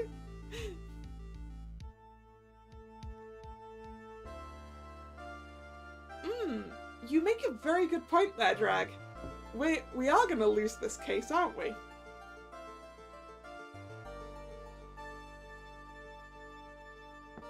I think. Come on, Mia, you can't lose. Not to someone younger than you.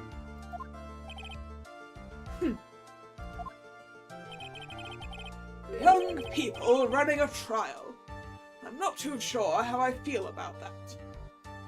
I mean, you're the one running it. Now then, the defendant in this case is currently a felon on death row. 2 days ago, he escaped from a police wagon. Is that correct? Precisely.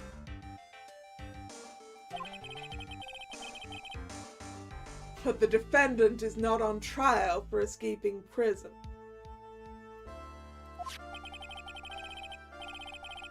On the day the defendant escaped, the policewoman was murdered. So, we're here to determine if Mr. Falls is responsible for her death. You got it, kitten. Well then, Mr. Edgeworth, let's hear your opening statement. Yes, Your Honor. It was 5 years ago. The defendant, Terry Falls, was sentenced to death in this very court. His crimes were kidnapping, extortion, and murder. The girl he threw off the bridge was only 14 years old. A truly horrible crime. I remember it well. There was no decisive evidence, so the trial was long and protracted. Correct, but in the end, what finally decided the case was a certain witness's testimony. A witness's testimony?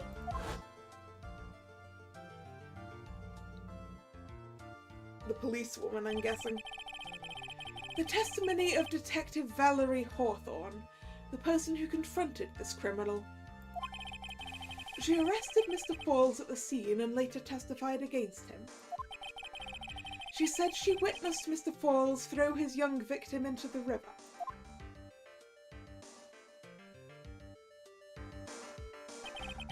For those who are not aware, Eagle River is well known for its powerful current. Most bodies that fall in are never recovered. So Miss Hawthorne's testimony was the one who put him away.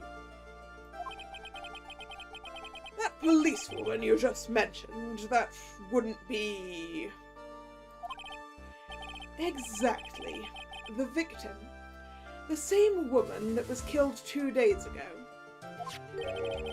Police Sergeant Valerie Hawthorne. Aha! I see. The man who was sentenced to death based on her testimony escaped 2 days ago, with only one thing on his mind, to take revenge against the woman who convicted him.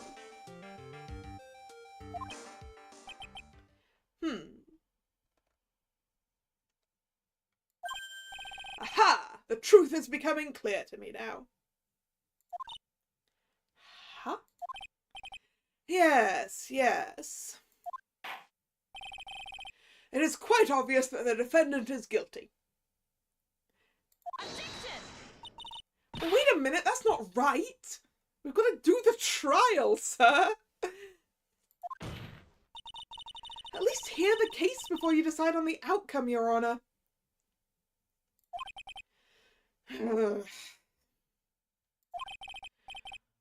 Watch yourself, Miss Fay. I'm not sure I care for your word choice or your tone of voice. I'm just asking you to do your damn job, Judge. Young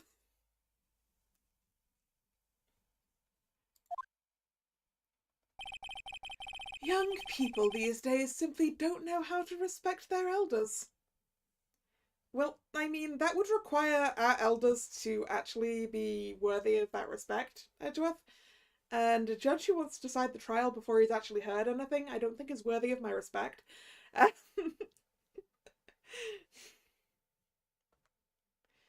like this judge less than our judge. Why, you're even younger than me, you hypocrite!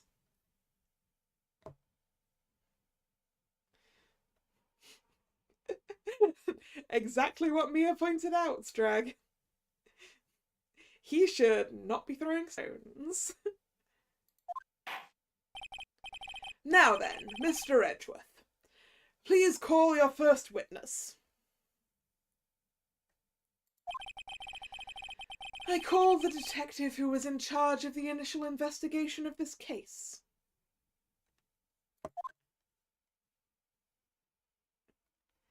Hey, it's Gumshoe in a different coloured coat! Witness, state your name and occupation. Gumshoe! Dick Gumshoe! I'm the homicide detective in charge of the case, sir. I finally got promoted to the detective division half a year ago. I don't believe anyone asked you about that. Hey, ma'am, you got any idea how much work it takes? What is it? You're really gorgeous. Excuse me? Yeah, Gumshoe, this is a courtroom, not a place for flirting.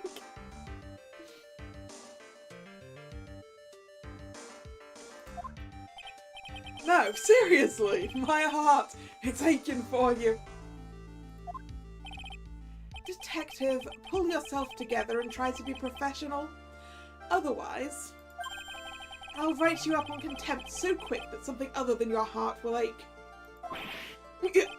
Okay, I got it. Now, detective, tell us about the incident. Is that why Gumshoe helps us out? Because he fell in love with our mentor? Maybe. Maybe it is.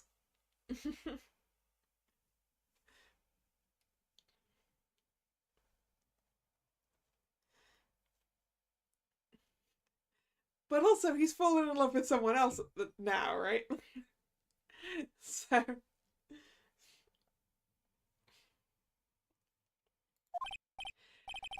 Yes, sir, right away. The victim was Sergeant Valerie Hawthorne, a veteran on the police force. She was stabbed in the back with a knife and died from excessive blood loss. That much is already stated in the autopsy report. The court would like to hear more details about the incident itself. Yes, sir. I got you. Okay, so let's take a look at this aerial map of the area here.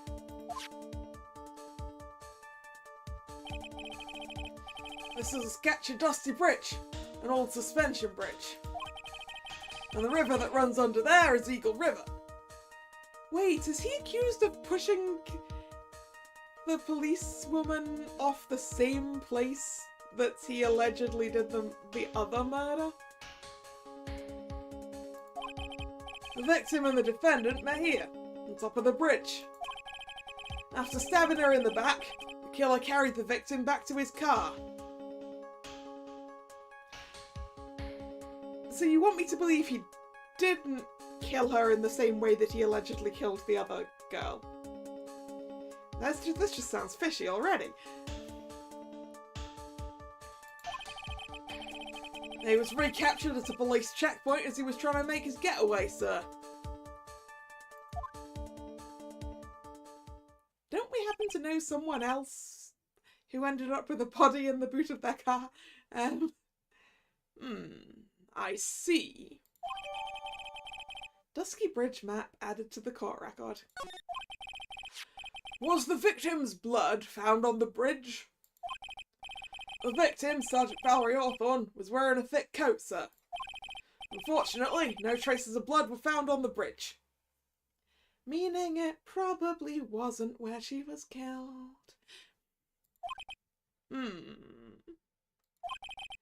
Mr. Edgeworth, I warn you that I absolutely despise conjecture. If there was no blood on the bridge, then you have no proof that they even met there. Your Honour, if you would listen to the testimony we have prepared, I'm sure you'll be convinced. The two of them most certainly did meet on the bridge that day. Why, Mr. Edgeworth?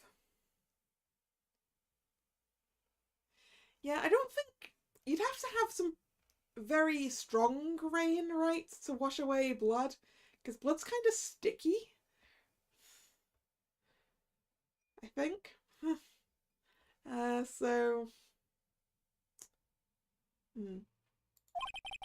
I'm not sure I like you wagging your finger at me as though I were some hoser. Detective, proceed with your testimony. Yes, sir. Here we go, Mia. Hang on. Okay, now. Listen carefully, kitten. One little mistake and this guy will drink you for morning tea. Trust me and get ready. Summary of the incident. On the day of the incident, an unknown person phoned the sergeant and asked to meet. Sergeant Hawthorne went to Dusky Bridge at the designated time and met with Mr. Falls. That's where she was brutally murdered, sir.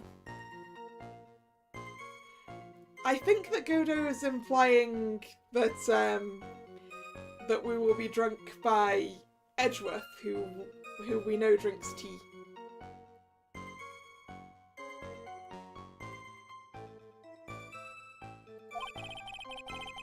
Criminal stuffed her body into his car trunk and tried to make a getaway.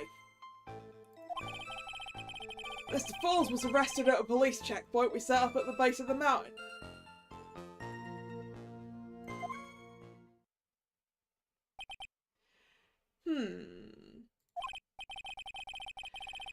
Well, you have certainly established the importance of the bridge.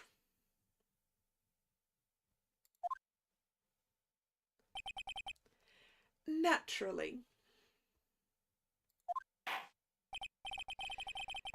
And now, would the defense please hurry up and proceed with the cross-examination? Yes, Your Honor. Cross-examination. Coming right up. Hey, settle down there, kitten.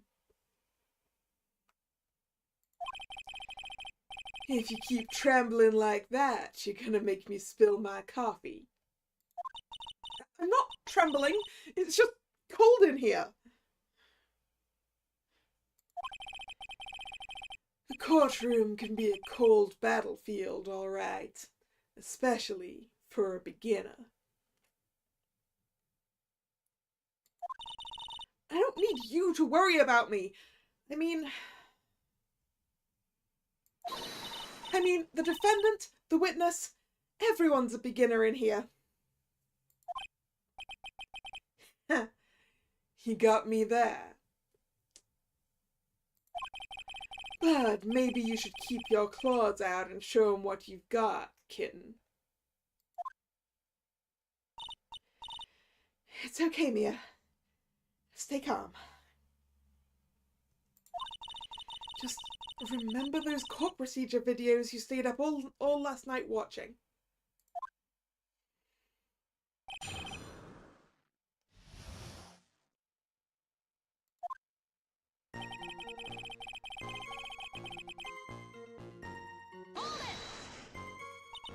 This unknown person, you have no idea who it might be, right?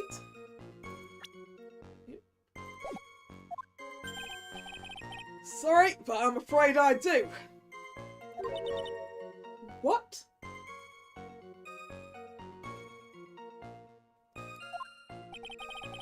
The one who called Sergeant Hawthorne was the defendant, Terry Falls. And how do you know that, Gumshoe?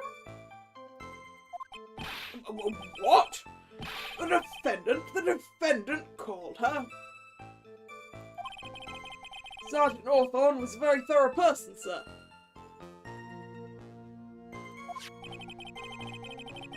She left a note about a phone call with Mr. Falls. Did she now? A note? Yeah, top secret memo that she left in her desk. Victim's note added to the court record. Okay.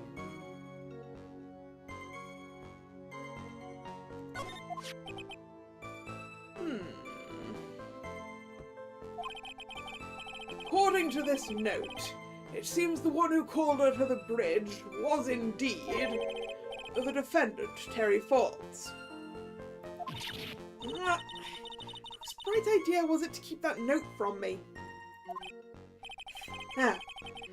Looks like the judge is even more sure of his verdict now. Listen up. Never ask a question if you don't already know the answer. Really? It's that detective's fault. He's the one that said unknown person.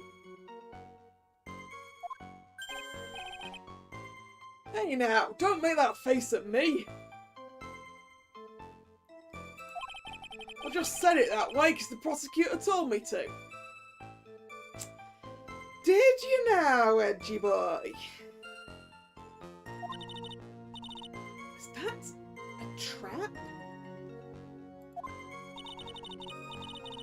With that cute face, I didn't expect him to be so sneaky.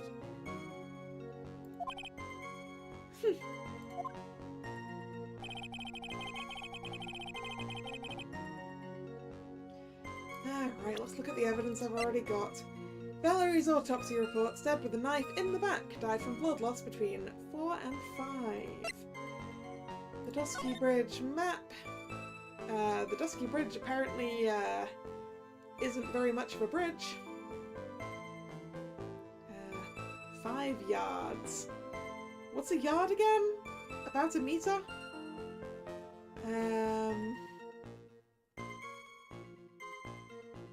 So there's about 10 meters of actual bridge and then a gap.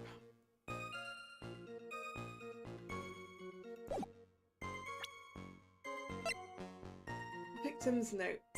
Confidential police materials written by the victim. February 14th, 1:21 p.m. Falls, 4:30 p.m. at that bridge. Wear white scarf for identification. Talk to Dahlia. Tell her this time the whole truth must come out. Who's Dahlia?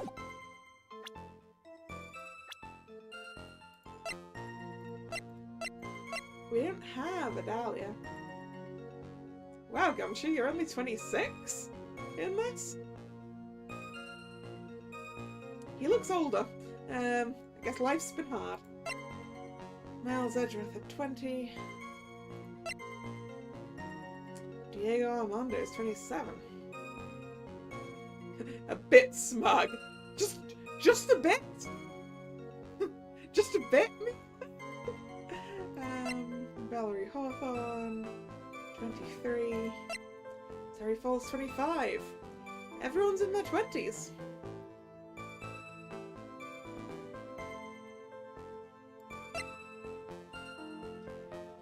Wow, so she was 18.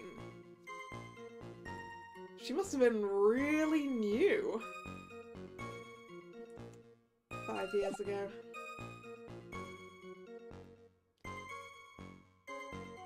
Okay, let's just press everything. A bridge up in the mountains? But why meet there? Because it's a very important place to the defendant, that's why. What do you mean by that?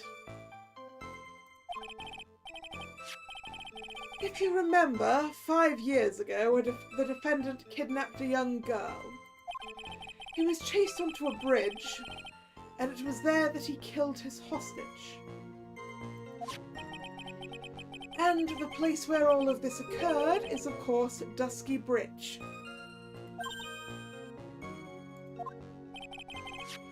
The very place where Sergeant Hawthorne arrested them and handcuffed Mr. Falls. Returning to the scene of the crime. How nostalgic.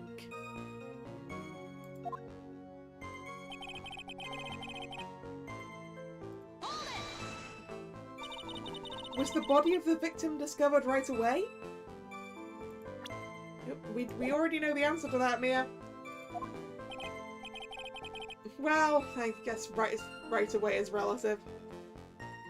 Yeah, we were really on the ball. We found the criminal within 1 hour of the murder. It was great. We even got to say, "Don't move, we got you surrounded." Wait a second. Isn't there something weird about that? The location was a suspension bridge up in the mountains. So how did they find out about the crime so quickly? Well, I assume that they were making a cordon because they knew that he'd be up there and they needed to recapture him, I'm assuming?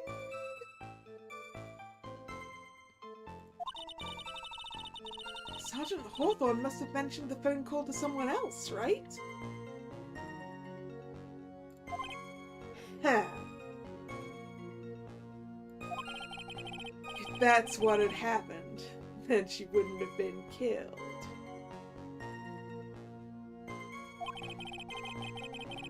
She never mentioned the phone call from Mr. Falls, but she left a note on her desk about it.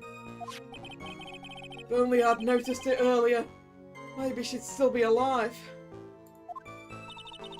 I wonder why she didn't mention the phone call to anyone.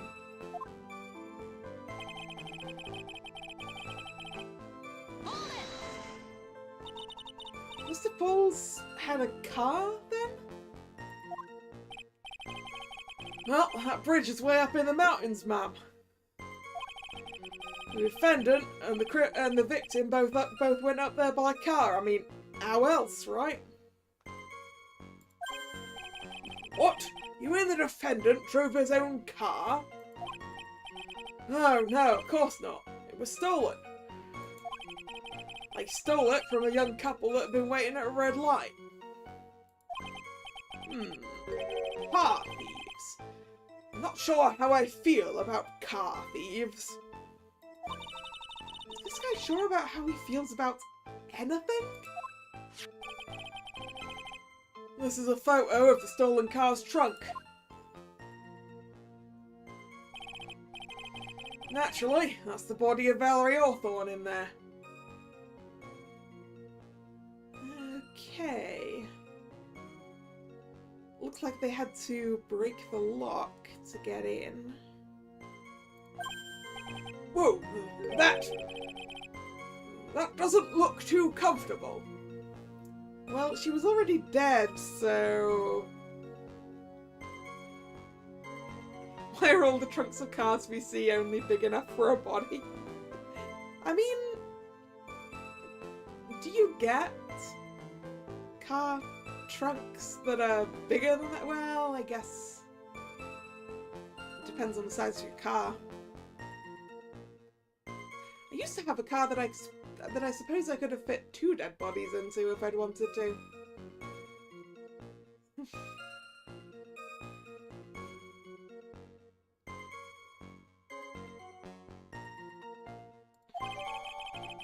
Crime photo added to the court record. A photo of the trunk of Fowles' car. I keep trying to say Fowles, but I'm pretty sure it's Fowles. The victim, she was stabbed in the back, correct? Yeah. For some reason, men always seem to get stabbed in the back. We're talking about a woman here? You can't tell from this photo, but the knife is stuck in her back nice and firm. The condition of the body when it was discovered is very important information. Detective, was there anything strange or noteworthy in the trunk of the car?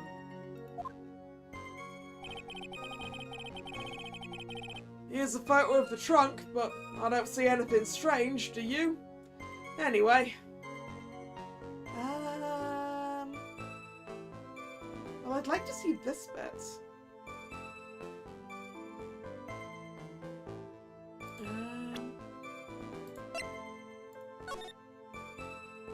Anything strange about the trunk of the car?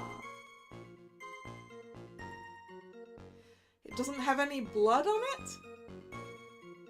I think.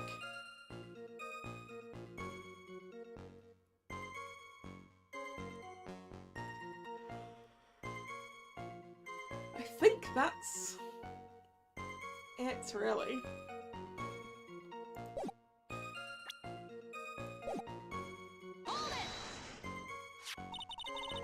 What did the defendant have to say about this photo? What he always says, ma'am.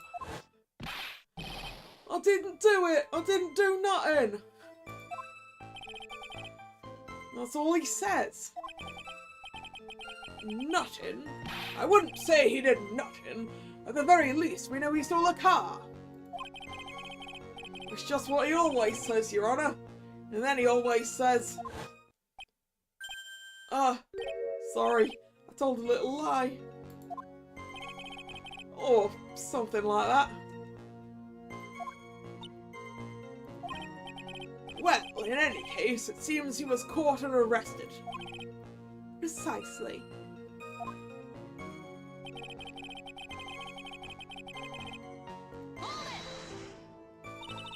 That certainly is some impressive police work. Well, no. Actually, it was way too close for comfort. We set up that checkpoint just after 5 PM. We figured that Mr. Falls might just try to run.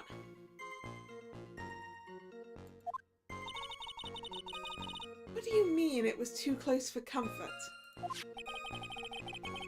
The two of them arranged to meet at 4:30 PM. And it takes approximately 30 minutes to go from the bridge to the checkpoint.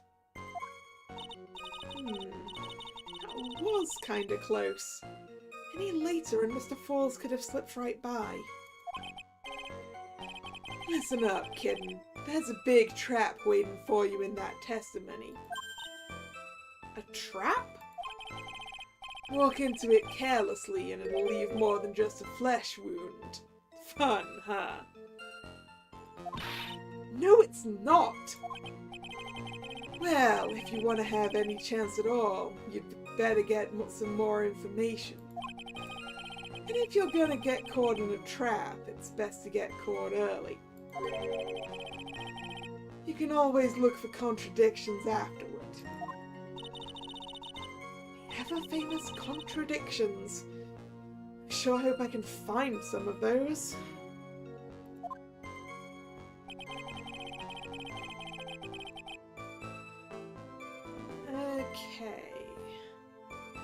So we've already walked into the trap.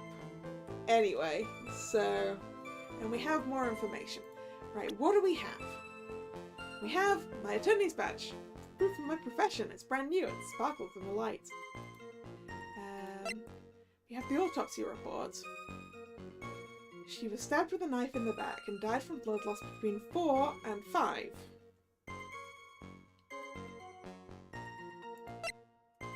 Dusky Bridge map. Up there. The victim's note.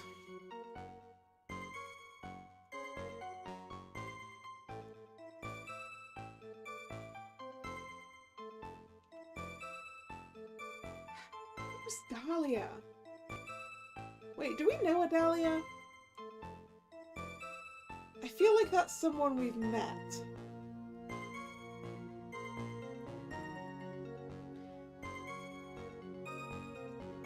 Was that the cop-up queen? Was that Dahlia? I don't know. Possibly not. The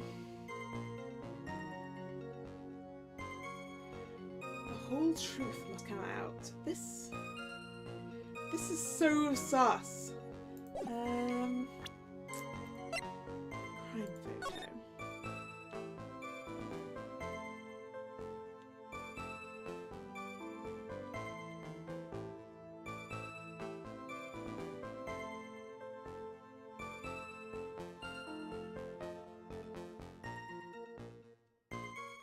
Broken lock.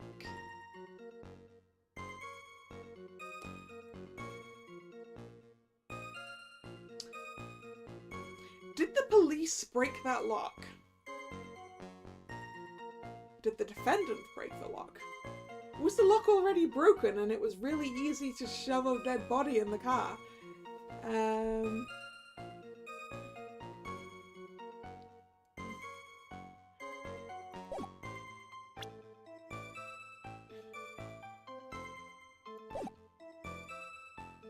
person from the side has to meet. Sergeant Hawthorne went to Dusky Bridge at the designated time and met with Mr. Falls. And that's where she was brutally murdered. The criminal stuffed her body into his car trunk, tried to make a getaway. Here's a photo of the trunk, but I don't see anything strange, do you? This feels like the one I'm supposed to be presenting to. And I kind of want to present the autopsy report. She died from blood loss, so where did the blood go? We did have a Dahlia in the first case. Ah, I knew we'd had a Dahlia. Phoenix's first court trip. Right. I knew it was familiar. Yeah, I do see something. If she died from blood loss, where the hell is all the blood? That's not correct! Damn it! Your Honor, what do you think of the witness's statement?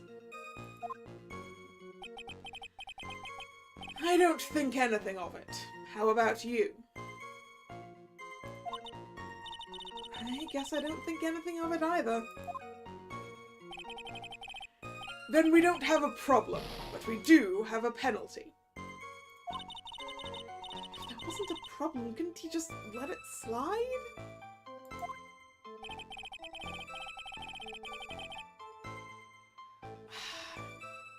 Why is that not the answer?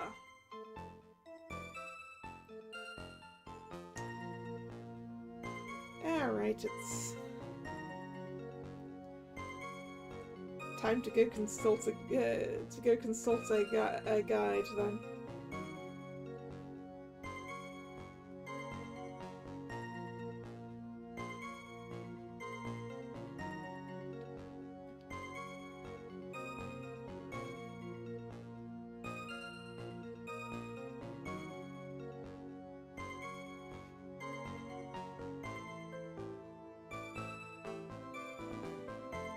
Oh, right, okay. I am in fact an idiot. The thing that's a problem with it is the fact that she's not wearing a white scarf.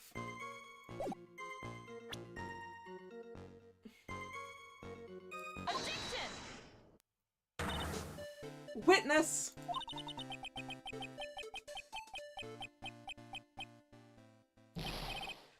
What is it? Do you have something to say, Miss Fay?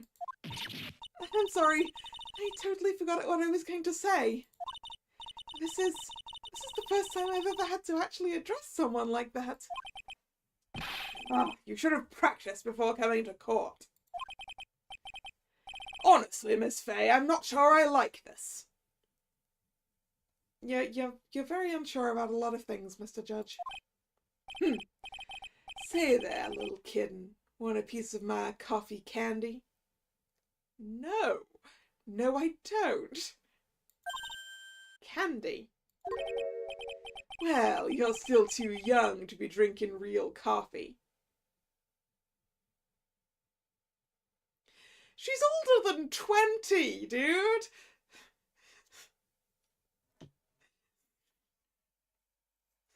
She's old enough for coffee.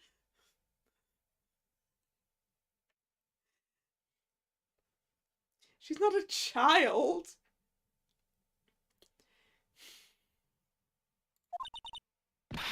Come on, Mia, shake it off. You're a lawyer. Detective? Yes, ma'am? This photo. You said that there was nothing peculiar about it, is that correct? Yeah, that's what I said. Well then, I suggest you take another look at the note written by the victim. The note? It very clearly says, wear white scarf for identification. The caller must have forgotten what the victim looked like. Thus, this special request. I have one very simple question for you, Detective. Where is the white scarf? I can't seem to find it in this photo. Well, to be honest, we didn't find it in the trunk, ma'am.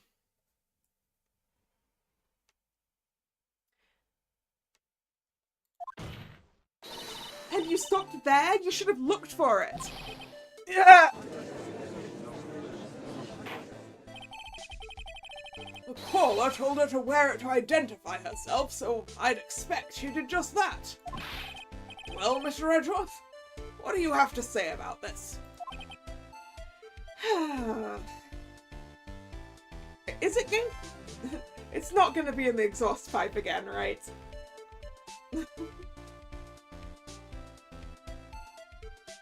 Like with Lana's case. I see the defense is a little lacking. The scarf you're searching so desperately for, is it this one, perhaps, perchance? No, because that's blue. Are you colourblind, Mr. Edgeworth? Because that scarf is blue.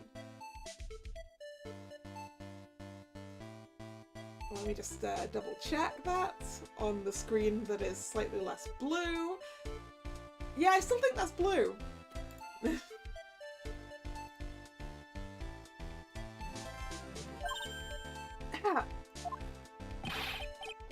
Where did you find that, sir? On Dusky Bridge. I was there first and decided to conduct my own investigation. What? Why didn't you tell me? I made a decision to keep all pieces of evidence in my personal satchel. Are they allowed in court then? Edgeworth? Are they allowed?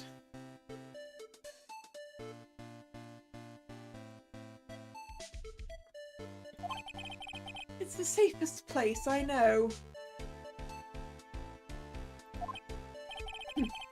That hotshot sure has a flair for the dramatic. It's not exactly white, as the caller requested. But as you can see, it's close enough for what it was intended for. It's not that close.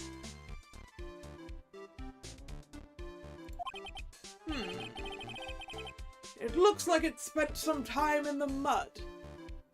I don't think that's mud, Mr. Judge. I think that's blood. No, apparently it was mud. Okay. Not surprising. It was drizzling on the mountain that day. Prosecutor Edgeworth. He was intentionally hiding that scarf the whole time. The court will accept the scarf into evidence. Scarf, worn by the victim at the time of the incident, found on Dusky Bridge. Now, if the attorney for the defence is finished embarrassing herself, I'd like to move on with the testimony. That is all right with you, isn't it, Miss Fay? Boy, would I like to wrap the scarf around his smarmy little neck. Very good. Now, if we're done with this mud-covered scarf business, the prosecution moves to establish conclusively and with hard evidence that Miss Hawthorne and Mr. Falls did indeed meet on the bridge that day. Further, we will show exactly what occurred there. That sounds quite promising. I can't wait to hear all about it. Everything is moving at his whim. Don't forget, kitten. There's a reason why everyone considers this kid a genius. Genius, huh?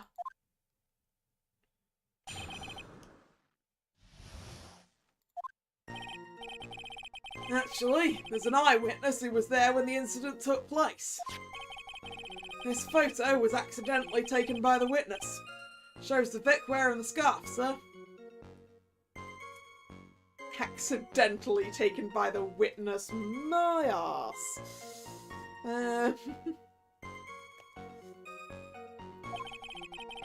It was drizzling that day, unfortunately. It's a little hard to see what's going on. Anyway, the criminal shoved the victim down from behind and stabbed her in the back. They're standing face to face in that photo, Gumshoe. How did he get around her back?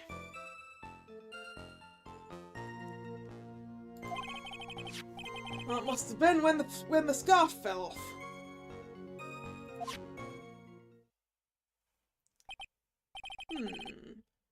Looking at this photo,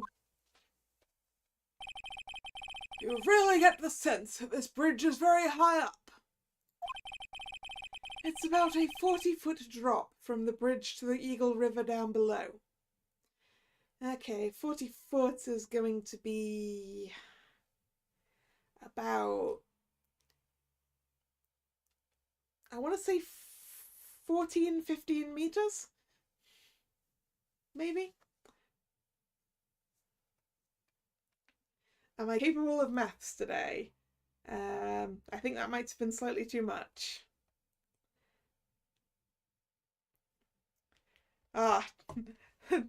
See, I got to 13 and then I wasn't sure whether I needed to round it up or down.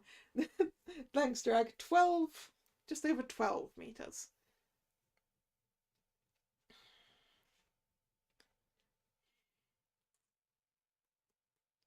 Yes, I was rounding in the wrong direction, wasn't I?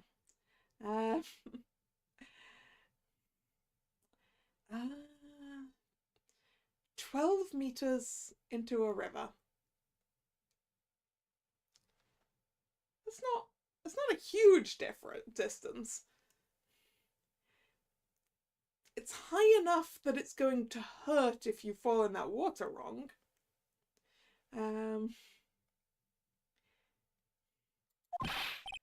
Mr. Edgeworth, who took this photo anyway?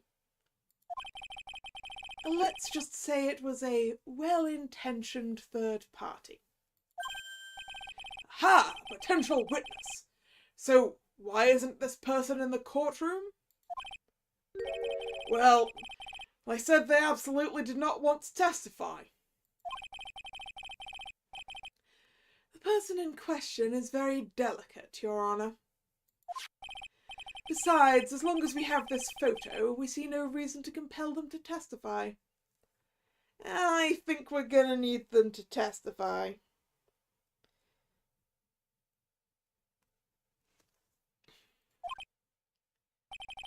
I'm not sure how I feel about that. Witness's photo added to the court record. Seems to have been taken by the witness. So, as you can see, Terry Falls had both the motive and the opportunity. I think it's quite clear at this point what happened on that bridge.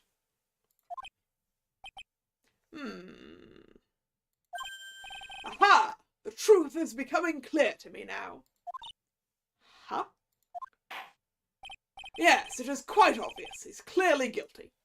Not again, that's not fair. I haven't even done my cross-examination yet. What do you mean, I'm entitled to my cross-examination. Events on Dusky Bridge.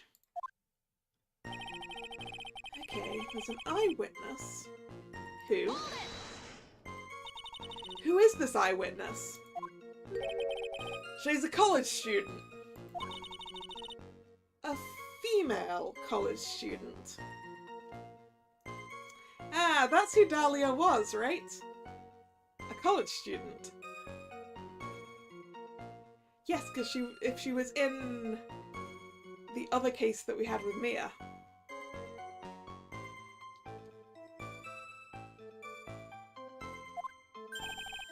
That's right, meaning she's female and a college student, ma'am.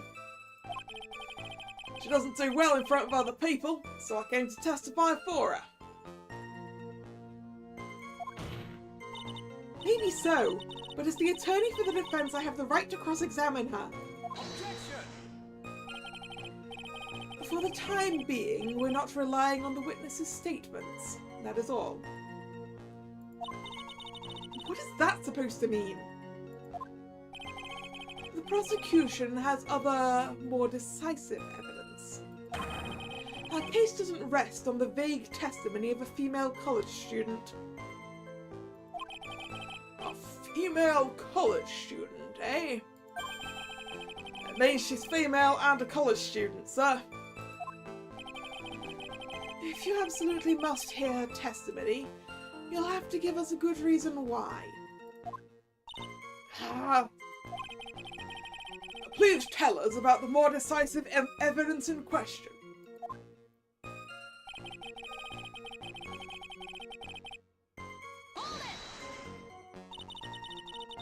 The victim is wearing a scarf in that photo, all right. So, about the witness who took this photo, what was this person doing all the way in the mountains? She was taking photos of wildflowers, apparently. There are many unusual types of flora on that mountain, Miss Faye. People in the area say it's because of the spirits that live there.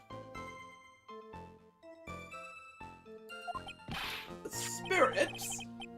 Now that you mention it, this photo. This cloudy fog-like thing, is it a ghost? I don't believe it. No, it's probably clouds or fog, because it's raining, Judge. No, Your Honour. No, I don't think it's a ghost.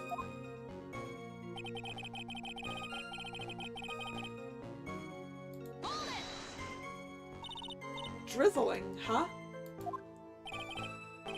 That's right, there was a light rain coming down. The whole place was dreary.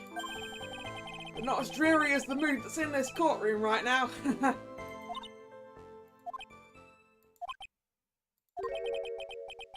Looks like a cold front just moved in. In any case, the point is that the area was quite damp. There was even some fog. I even slipped and fell while I was on the bridge. It was really something.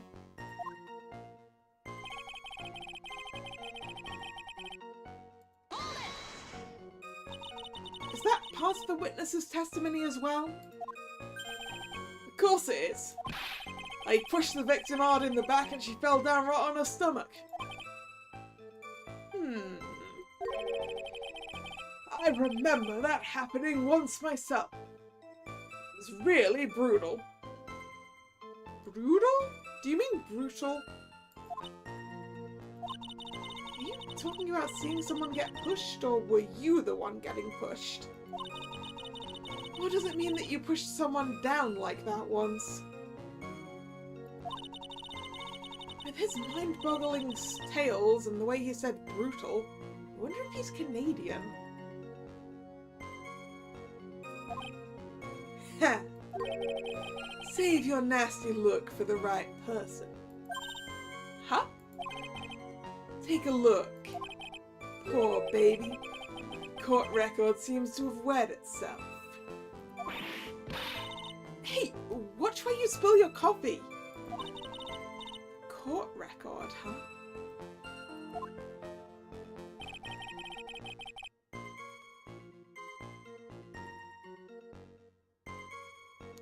Did you just pour coffee on the court record? He's implying that I need to present something to this. And I think I know what. How the hell did he get behind her? Objection!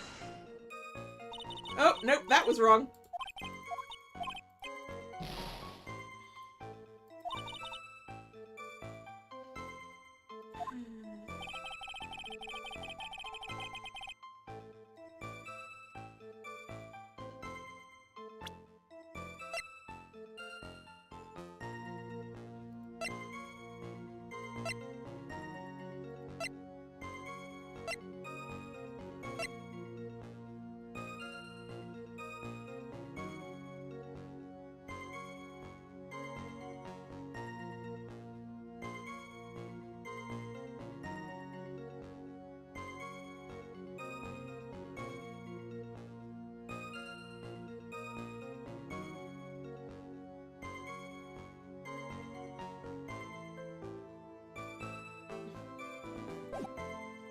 Well, let's press the last one.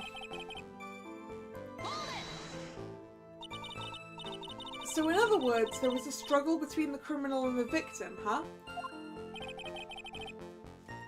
That's what the witness said. Well, it looks like she didn't remember about the scarf. But from what she said, it sounded like a pretty violent fight, ma'am. The area was wet from the rain. The bridge was probably wet too. Which would explain why the scarf is all covered in mud, but... Wait a second. Wait a second. Yeah, if she was pushed down onto her stomach, where's the mud? Where's the damn mud? Something about this testimony that's still bothering me. Talk about a surprise. I had no idea there was a photo. So what do I do? You still really believe him? Mr. Crybaby, I mean. Of course I do. So the little kitten believes in fairy tales, huh? In that case, the answer is obvious. If what you believe is the truth, then that means that somewhere hidden in that testimony is a contradiction. One huge contradiction waiting to be discovered. That's your chance. Yeah, okay. He shoved her down. Yeah, but are you sure? Actually, would it be to this one, or would it be to that one?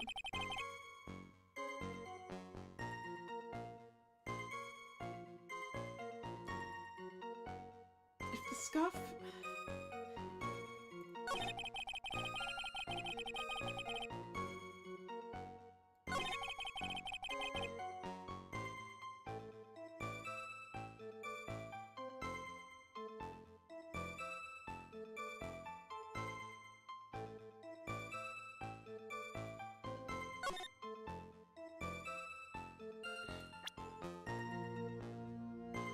Save. Making a save, cause I'm making a mess of this.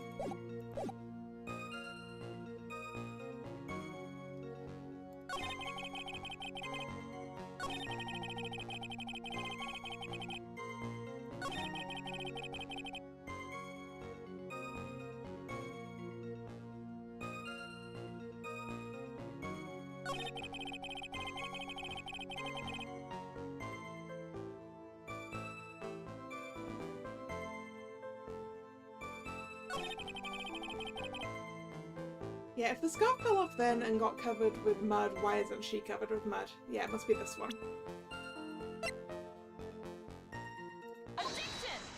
Oh good, oh good. So at the time of the crime, there was a light drizzle coming down, right? Yeah, and fog too. Just a generally soggy atmosphere. Well, I have evidence that doesn't go with the soggy atmosphere. This is a photo of the victim's body that was found in the car trunk. Considering the conditions at the scene of the crime, something isn't right.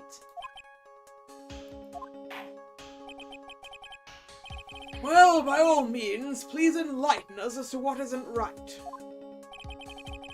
What is it about this photo of the trunk that doesn't fit with the conditions of that day? The fact that there is no mud here. Naturally, the answer is right here. The victim's coat? As far as I can see, there's nothing strange about it. That's exactly what's strange. Recall the testimony. What were the conditions on the bridge that day? It was drizzling and foggy. Dusky Bridge was all wet.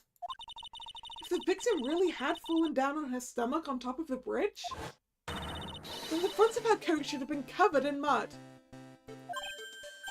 Yeah. That's exactly right.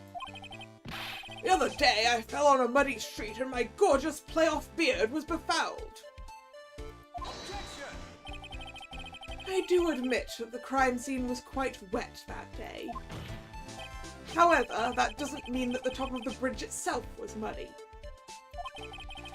If Your Honour had fallen in the shower instead of on a muddy street, your glorious hockey beard, pride of the legal league, would be wet but not muddy. Well, we'd still be able to see a wet patch on her coat, Edgeworth. It's a light-coloured coat.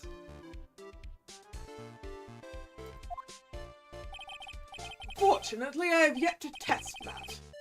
Still, your point is well taken.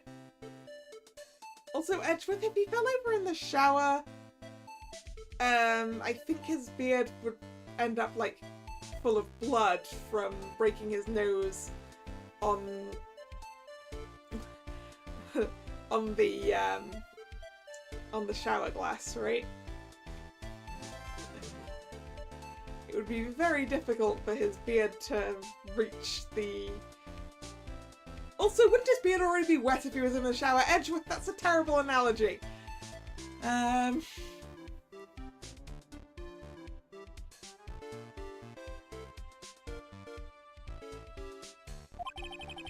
you prove that the surface of the bridge was muddy that day?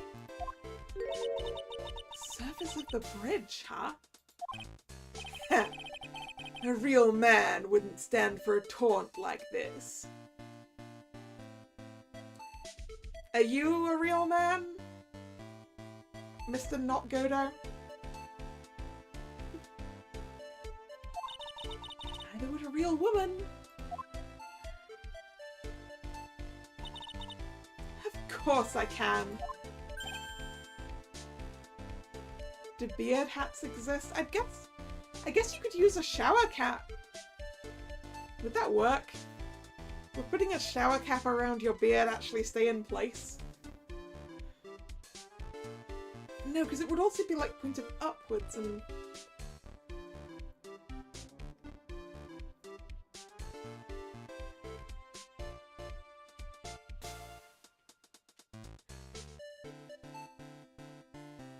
I guess you could probably keep your beard dry in the shower in the same way that you keep your hair dry in the shower by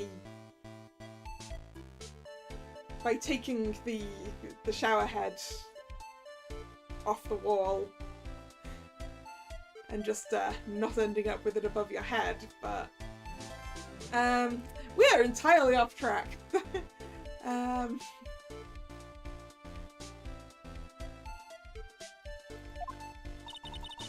Here is the evidence that proves the surface of the bridge was muddy. The mud on the scarf. The evidence is this scarf. Ah! It should be obvious. If the scarf fell onto the bridge and got this muddy, it means the bridge was obviously covered in mud. Why was the bridge covered in mud anyway? It's not like people are using it because it's broken. Well, I guess the people meeting on the bridge would have tromped the mud onto the bridge themselves.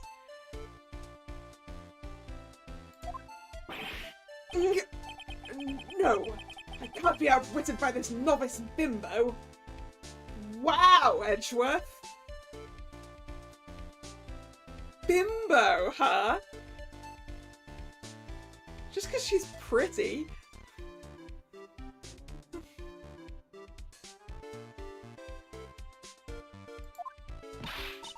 Hey, same to you, buddy.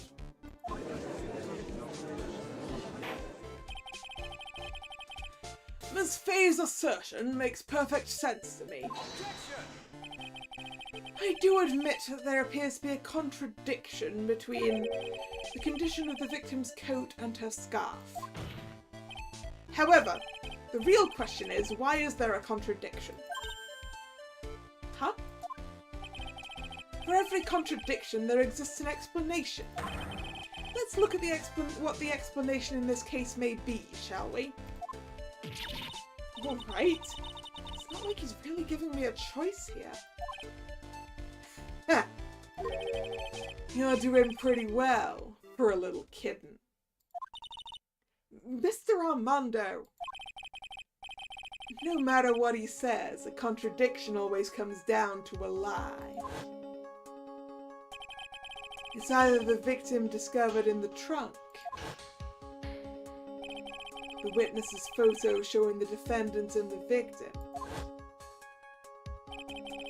or the witness's testimony that she stated she saw the moment of the murder. Just relax and think it over. It's pretty simple, isn't it? False evidence. It's one of those three. Or more than one of those three. Could be all of them. Mr. Not Yet Godo.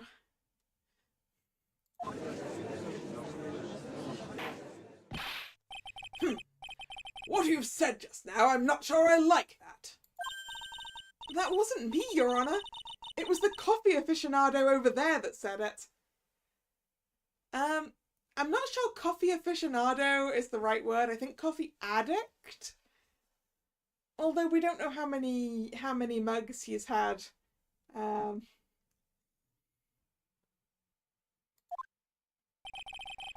This court is not in the habit of accepting false evidence, you know. Blame it on him, Your Honor. He's the one trying to slip false evidence into court. But we won't let him. He'll expose his evidence as the flimsy scam it really is. Yes. He could have obtained more cups when we weren't looking at him, Drag. Actually, I mean, for that matter, we haven't seen him drink from it either. The false evidence in this case is the... Ooh. I mean, I think it's the body in the trunk, really. But the witness's testimony is probably the one we can get at best.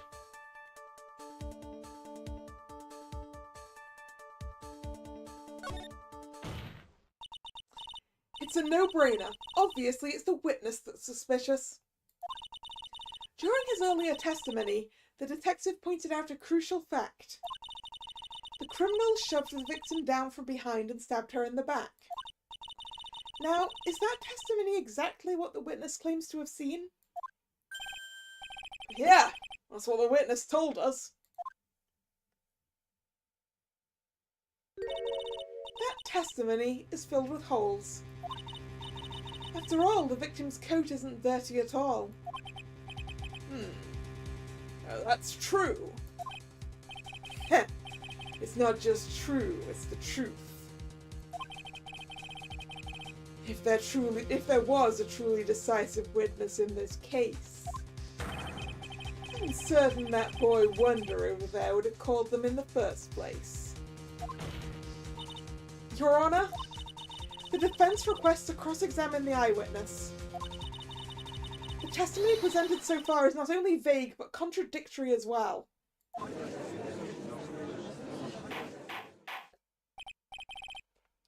Well, Mr. Edgeworth, it appears that we'll need to hear from your mystery witness after all.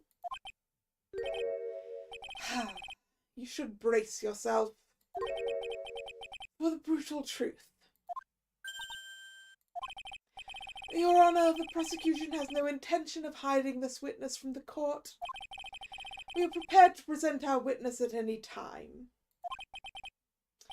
Very well. Please bring forth your witness at this time. What Mr. Edgeworth said kind of worries me.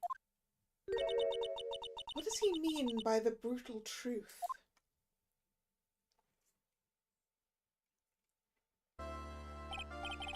Now, let's proceed with the testimony. Mr. Edgeworth, please go right ahead. Thank you, Your Honor. The prosecution summons the woman who saw the events that day with her very own eye. Skip, Mia. The battle begins here. Let's see that witness. Witness, what is your name and occupation? That's Dahlia, isn't it?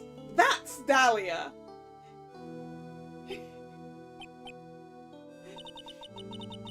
Everyone is so silent that I can hear their hearts going pitter-patter. Oh. When I look at you, how can I put it? You look as scrumptious as a double-double and a dozen donut holes. Judge? Pretty sure you shouldn't be saying that. I feel like I want to hurry up and hand down a verdict just to have a bite. Judge, stop hitting on the witness. In a very creepy way.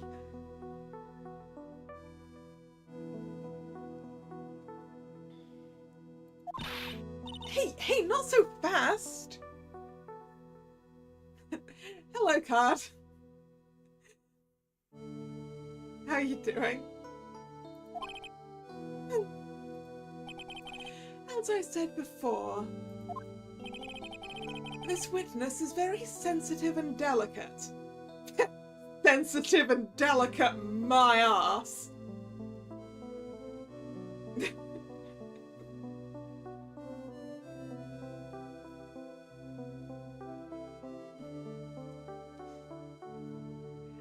I know how sensitive and delicate this flower really is. I would ask the court to please exercise care when addressing her. Yes, indeed. Thank you, Mr. Edgeworth. You're a true gentleman.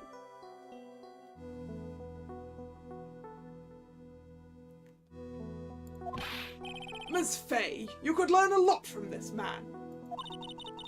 If he's such a gentleman, he sure doesn't act like one to me. Sir? Yes, my dear? This is my first time, so I'm sure I'll make a lot of mistakes. Anyway, I just wanted to say I'm sorry for all the trouble I might cause. Not at all. It's no trouble at all. Now then, may we please have your name and occupation? My name is, Melissa Foster. Oh, that's a fucking lie! Your name's Dahlia. Unless you were lying then.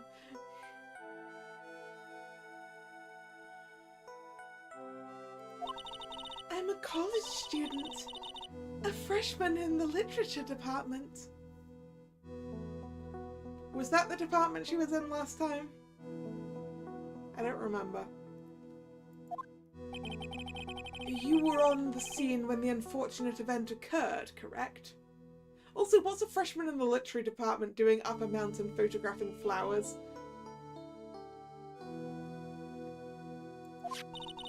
And you were the one who took this photo? Is that accurate?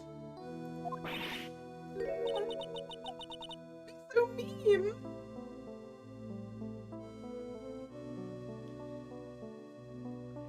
Yeah, I guess we do in fact lose this case. And she gets away with it this time. She didn't get away with it the next time. She's copying the damsel in distress archetype pretty well. Yeah, she is. Now see here. What are you doing shoving that in her face like that? My job, Judge! Huh? But it's just a photograph. It's not like it's something dangerous. Next time I'll be forced to penalize you. Uh-oh. I don't like the turn this has taken. Melissa, huh? Is she staring at me? And you would be? Huh? I'm the defense attorney. My name is Mia Fey. I see. So, you are... Now then, young lady, could you please give us your testimony? Yes, Your Honor. I'll do my best.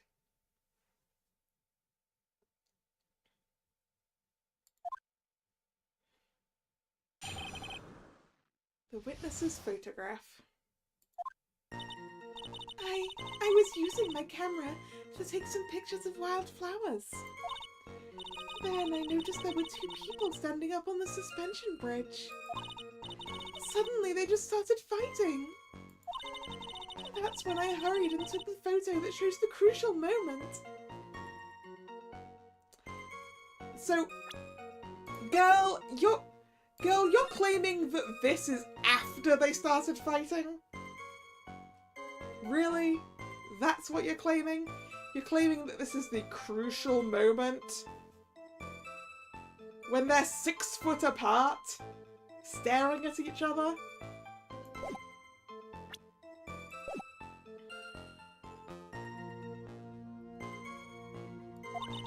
And right after that, I called the police.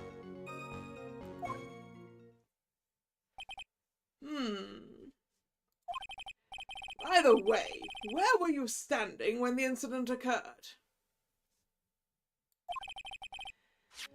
I believe the map will be of help here.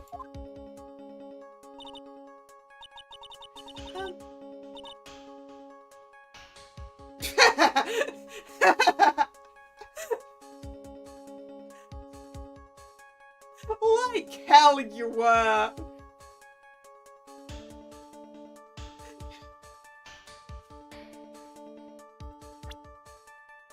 Lying.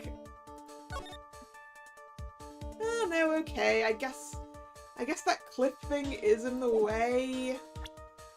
Okay, fine, I guess you could be stand-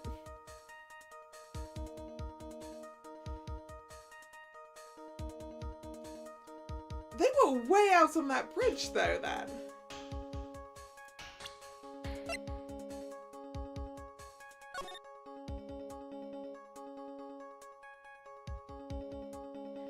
It looks like the bridge behind is fine. I think that angle is phony. I was standing right over here. I was standing in a beautiful field, surrounded by tall cliffs.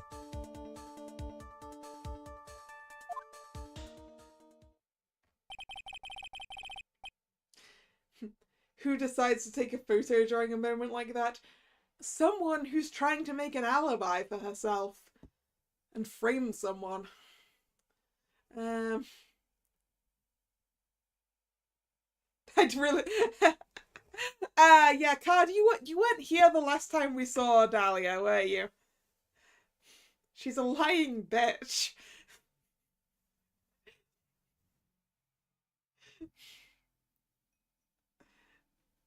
She tried to frame Phoenix, right, for murder.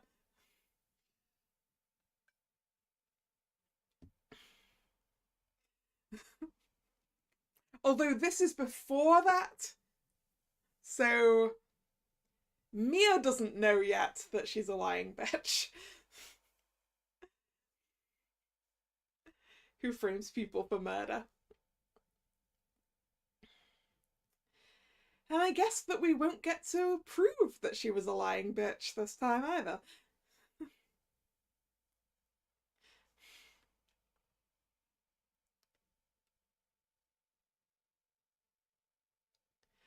So you took the photo from that location, eh? I brought the camera I was using at the time, just like Mr. Edgeworth asked me to. Of course it's pink. Oh, what a cute camera, just like its owner. Camera added to the court record. Melissa Foster, if that is her real name, which it isn't, took the witness's photo with this. A small but powerful model. All right then, Miss Fay, time for your cross-examination. But I warn you, make the witness cry again and you'll feel the wrath of my gavel. Oh damn, we've taken more penalties already than I'd like. And this bitch can cry. And whenever she wants. She can cry on demand. I'm making a save.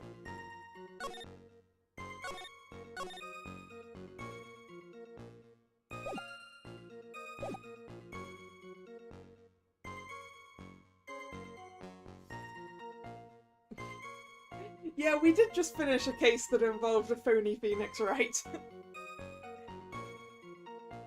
And made me question whether we should take the judge to get his eyes tested.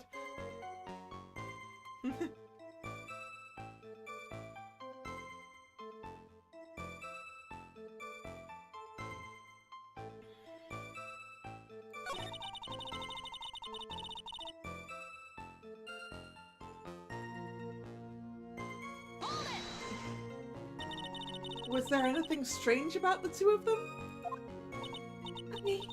I'm a bad girl. I know I am. Understatement of the year. It looked like they were having a really serious conversation up there. So I decided to watch them, like some kind of peeping Tom. No, not at all. Everyone is like that. I think you're telling on yourself there a little bit, Judge. I love watching other people fight too. In fact, I can't get enough of it. Actually, that's probably true about the judge. Given that we've established he's probably Canadian, and he probably watches the hockey, and what is ice hockey but people getting in fights?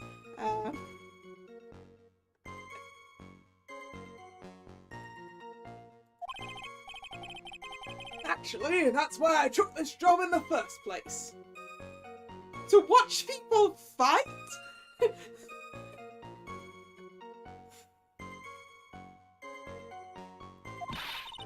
Too much info, Your Honor.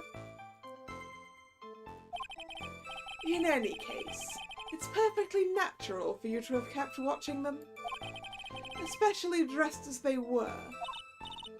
Well, anyway, I I was watching them very closely.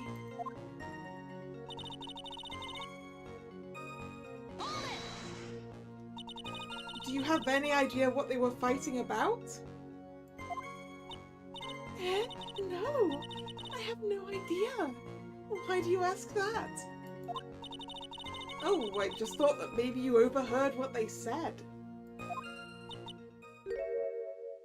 Oh! Quit it with the crocodile tears, young lady.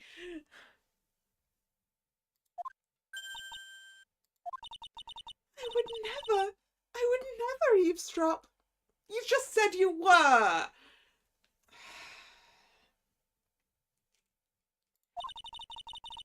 Got more class than that. That's right, Miss Fay. Don't drag the witness down to your level.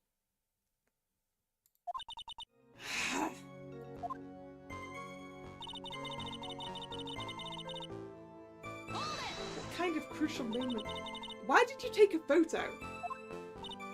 Well, the two of them were really going at it. That's not what it looks like to me. Ever since I was a little girl, I always wanted to be a news reporter. I guess that part of me just kind of took over. Smells like a lie to me. Yes, I understand completely. Even now, I can't completely abandon my boyhood dreams. I still use my grandson to test my comedy routines on. So he wanted to be a comedian, huh? Not that it has any bearing on this.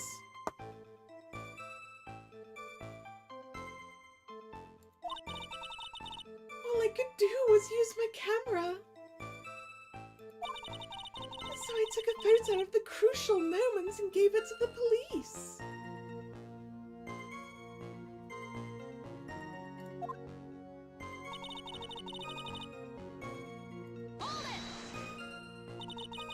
You called the police?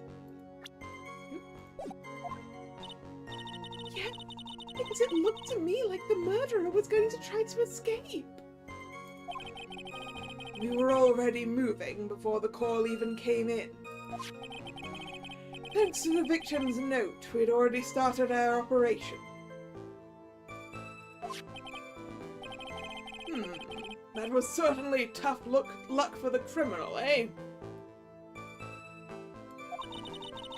If Terry Falls isn't the criminal, then there must be something strange in that girl's testimony.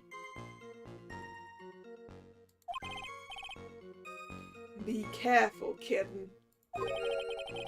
That girl has the judge wrapped right around her little finger. You're gonna have a tough time poking holes in that testimony of hers. You're going to have to come up with something really good, Mia. Okay. Actually, we haven't parsed this one. We haven't asked her why she was doing that. Did you say wild flowers? I keep clicking in the wrong place. Yes, the mountain is famous for its beautiful spring wildflowers. But it's only February? Which is exactly what I was going to say. February isn't spring. February is still winter.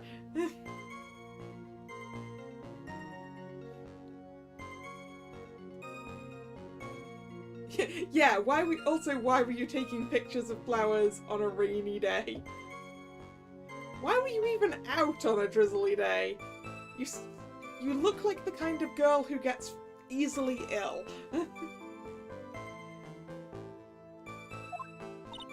Well, I couldn't wait for spring to come. Oh ho, I know just how you feel. It's just like when I first started growing this glorious beard of mine. I just couldn't wait, so I wore a dyed blonde Santa beard until mine grew in properly. Okay. Would Would you mind if we got back to the facts of the case, Your Honor?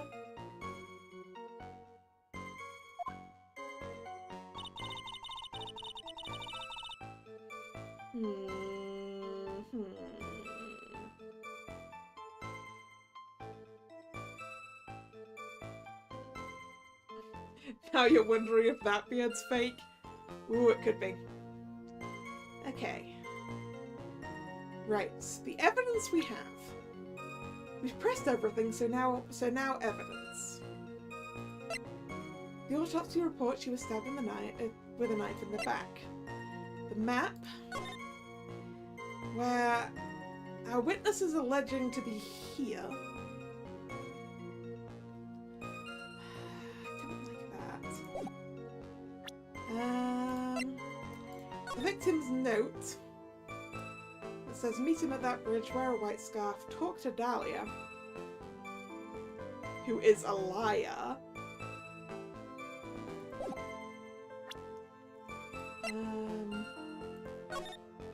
Then we have the crime photo of a suspiciously clean coat, the scarf, which is not clean, the witness's photo, allegedly after they've started fighting. Doesn't look like it. And the camera. Okay, it's gotta be... No, press wasn't the button I wanted. Press wasn't the button I wanted.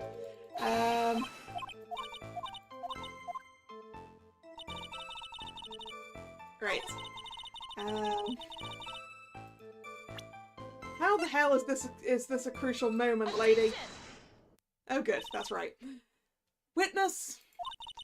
When you said you took a photo of the crucial moment, is this what you meant?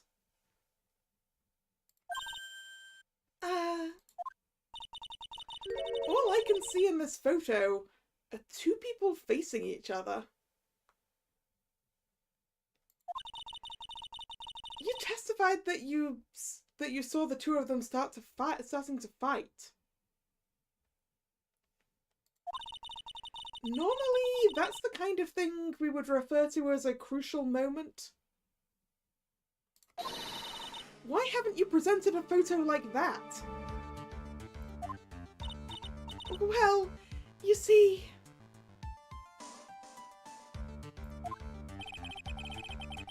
The photo we presented is the only one there was.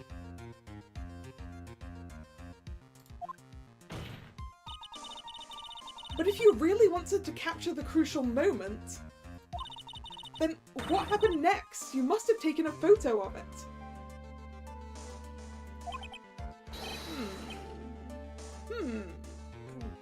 Don't...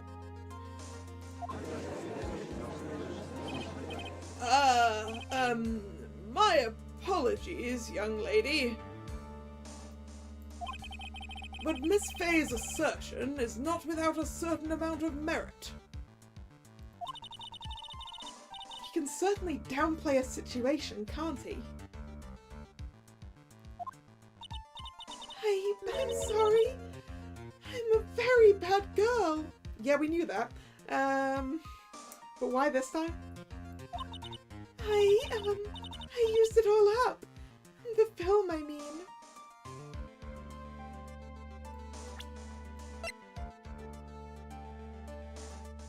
Yeah, I guess that could be a film camera.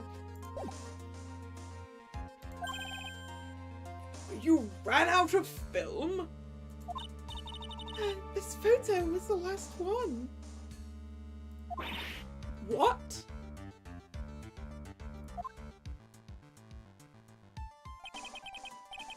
Unfortunately, that is the truth. I personally examined all of the photographs she took that day.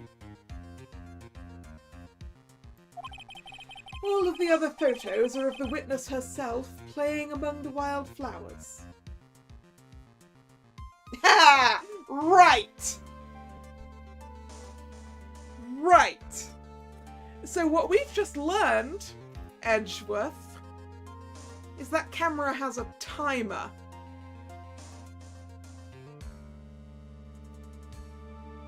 which means that our witness didn't have to actually be where the camera was when she took the photo, did she? Because if she's managed to take photos of herself playing among the wildflowers, and also that camera has a tripod, we've seen it.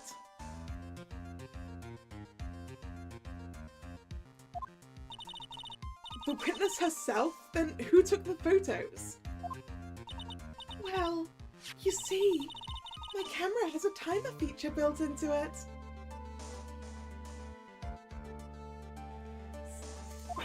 So, you took photos of yourself?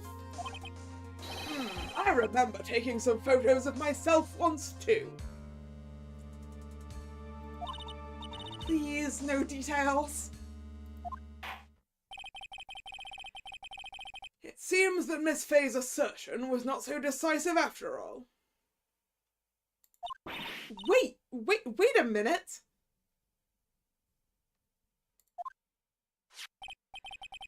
Well, if she had no film left, she couldn't well take more pictures, eh? Miss Foster, perhaps then you could tell us about a different sort of photo. Photos of the incident that you took with your very own eyes. Really? Mr. Edgeworth, you're quite the poet.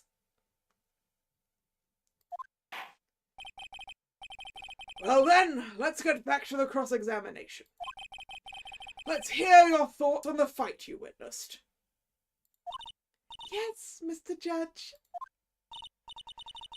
Boy, this guy really is a sucker for sweet talk. Huh. It looks like the other kitten in the room is the one getting all the attention. Yeah, it's sickening.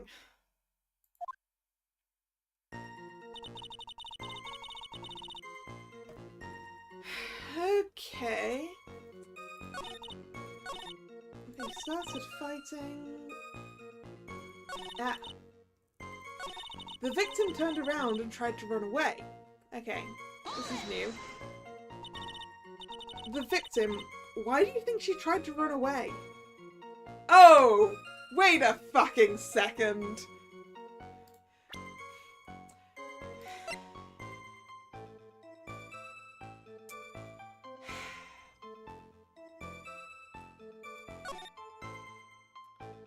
She turned and tried to run away, did she?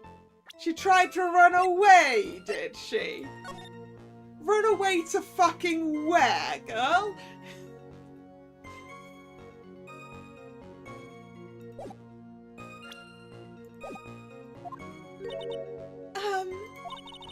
With her police training, she certainly knew better than to turn her back on a criminal.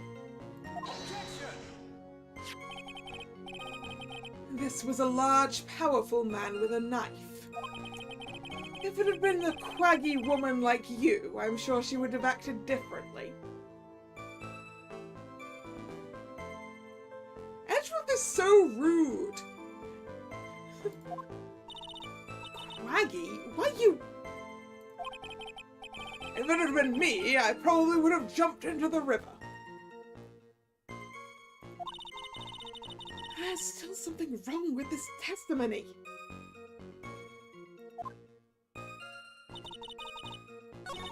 Oop, wait. If Terry Bowles isn't the criminal, then there must be something strange. Yeah.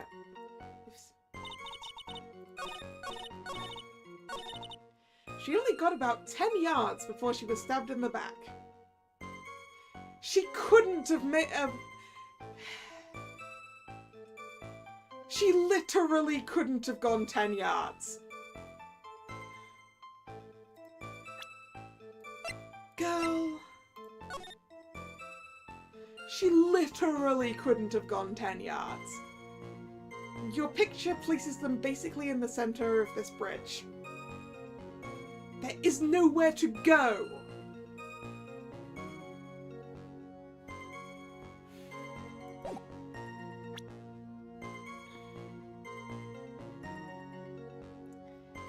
Is this going to be the right thing to present to the right thing, though? Probably not. But it's the best I have. Objection! Oh good, it worked. Witness, your testimony is a joke. Huh? What? But I just... Miss Fay, I thought I warned you not to make the witness cry. One short testimony and 2 bad contradictions. There's no possible excuse. You say that there were 2 contradictions? It's simple. Just take a look at the diagram of the area. According to her testimony, the 2 of them were in the middle of the bridge. But if they were, and the victim had turned around and tried to run, well then... she would have hit a dead end. You said 10 yards, but she couldn't have even ran 5. Because Dusky Bridge has collapsed on that side.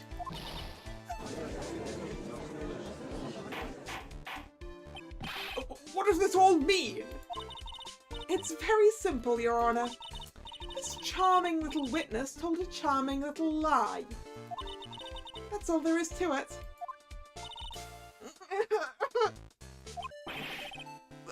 This beautiful young lady has been lying to the court. Objection! Just a moment, Your Honor. Mr. Edgeworth. Your Honor, allow me to personally apologize for the confusion. What do you mean? There's one major mistake in this diagram. What did you say? What are you referring to? It's all because this diagram was made after the incident occurred. It's a very old bridge. We couldn't find any official blueprints of it. So you're saying... I'm saying that even though the bridge is currently in disrepair, there's no evidence that can prove the bridge was broken during the incident. That's ridiculous! You can't actually tell the condition of the bridge from this photo. I apologise to the court for not being more clear when I presented the evidence.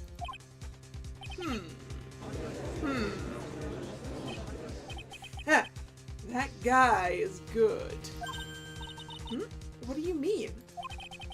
He planned it from the beginning. He's a genius, all right.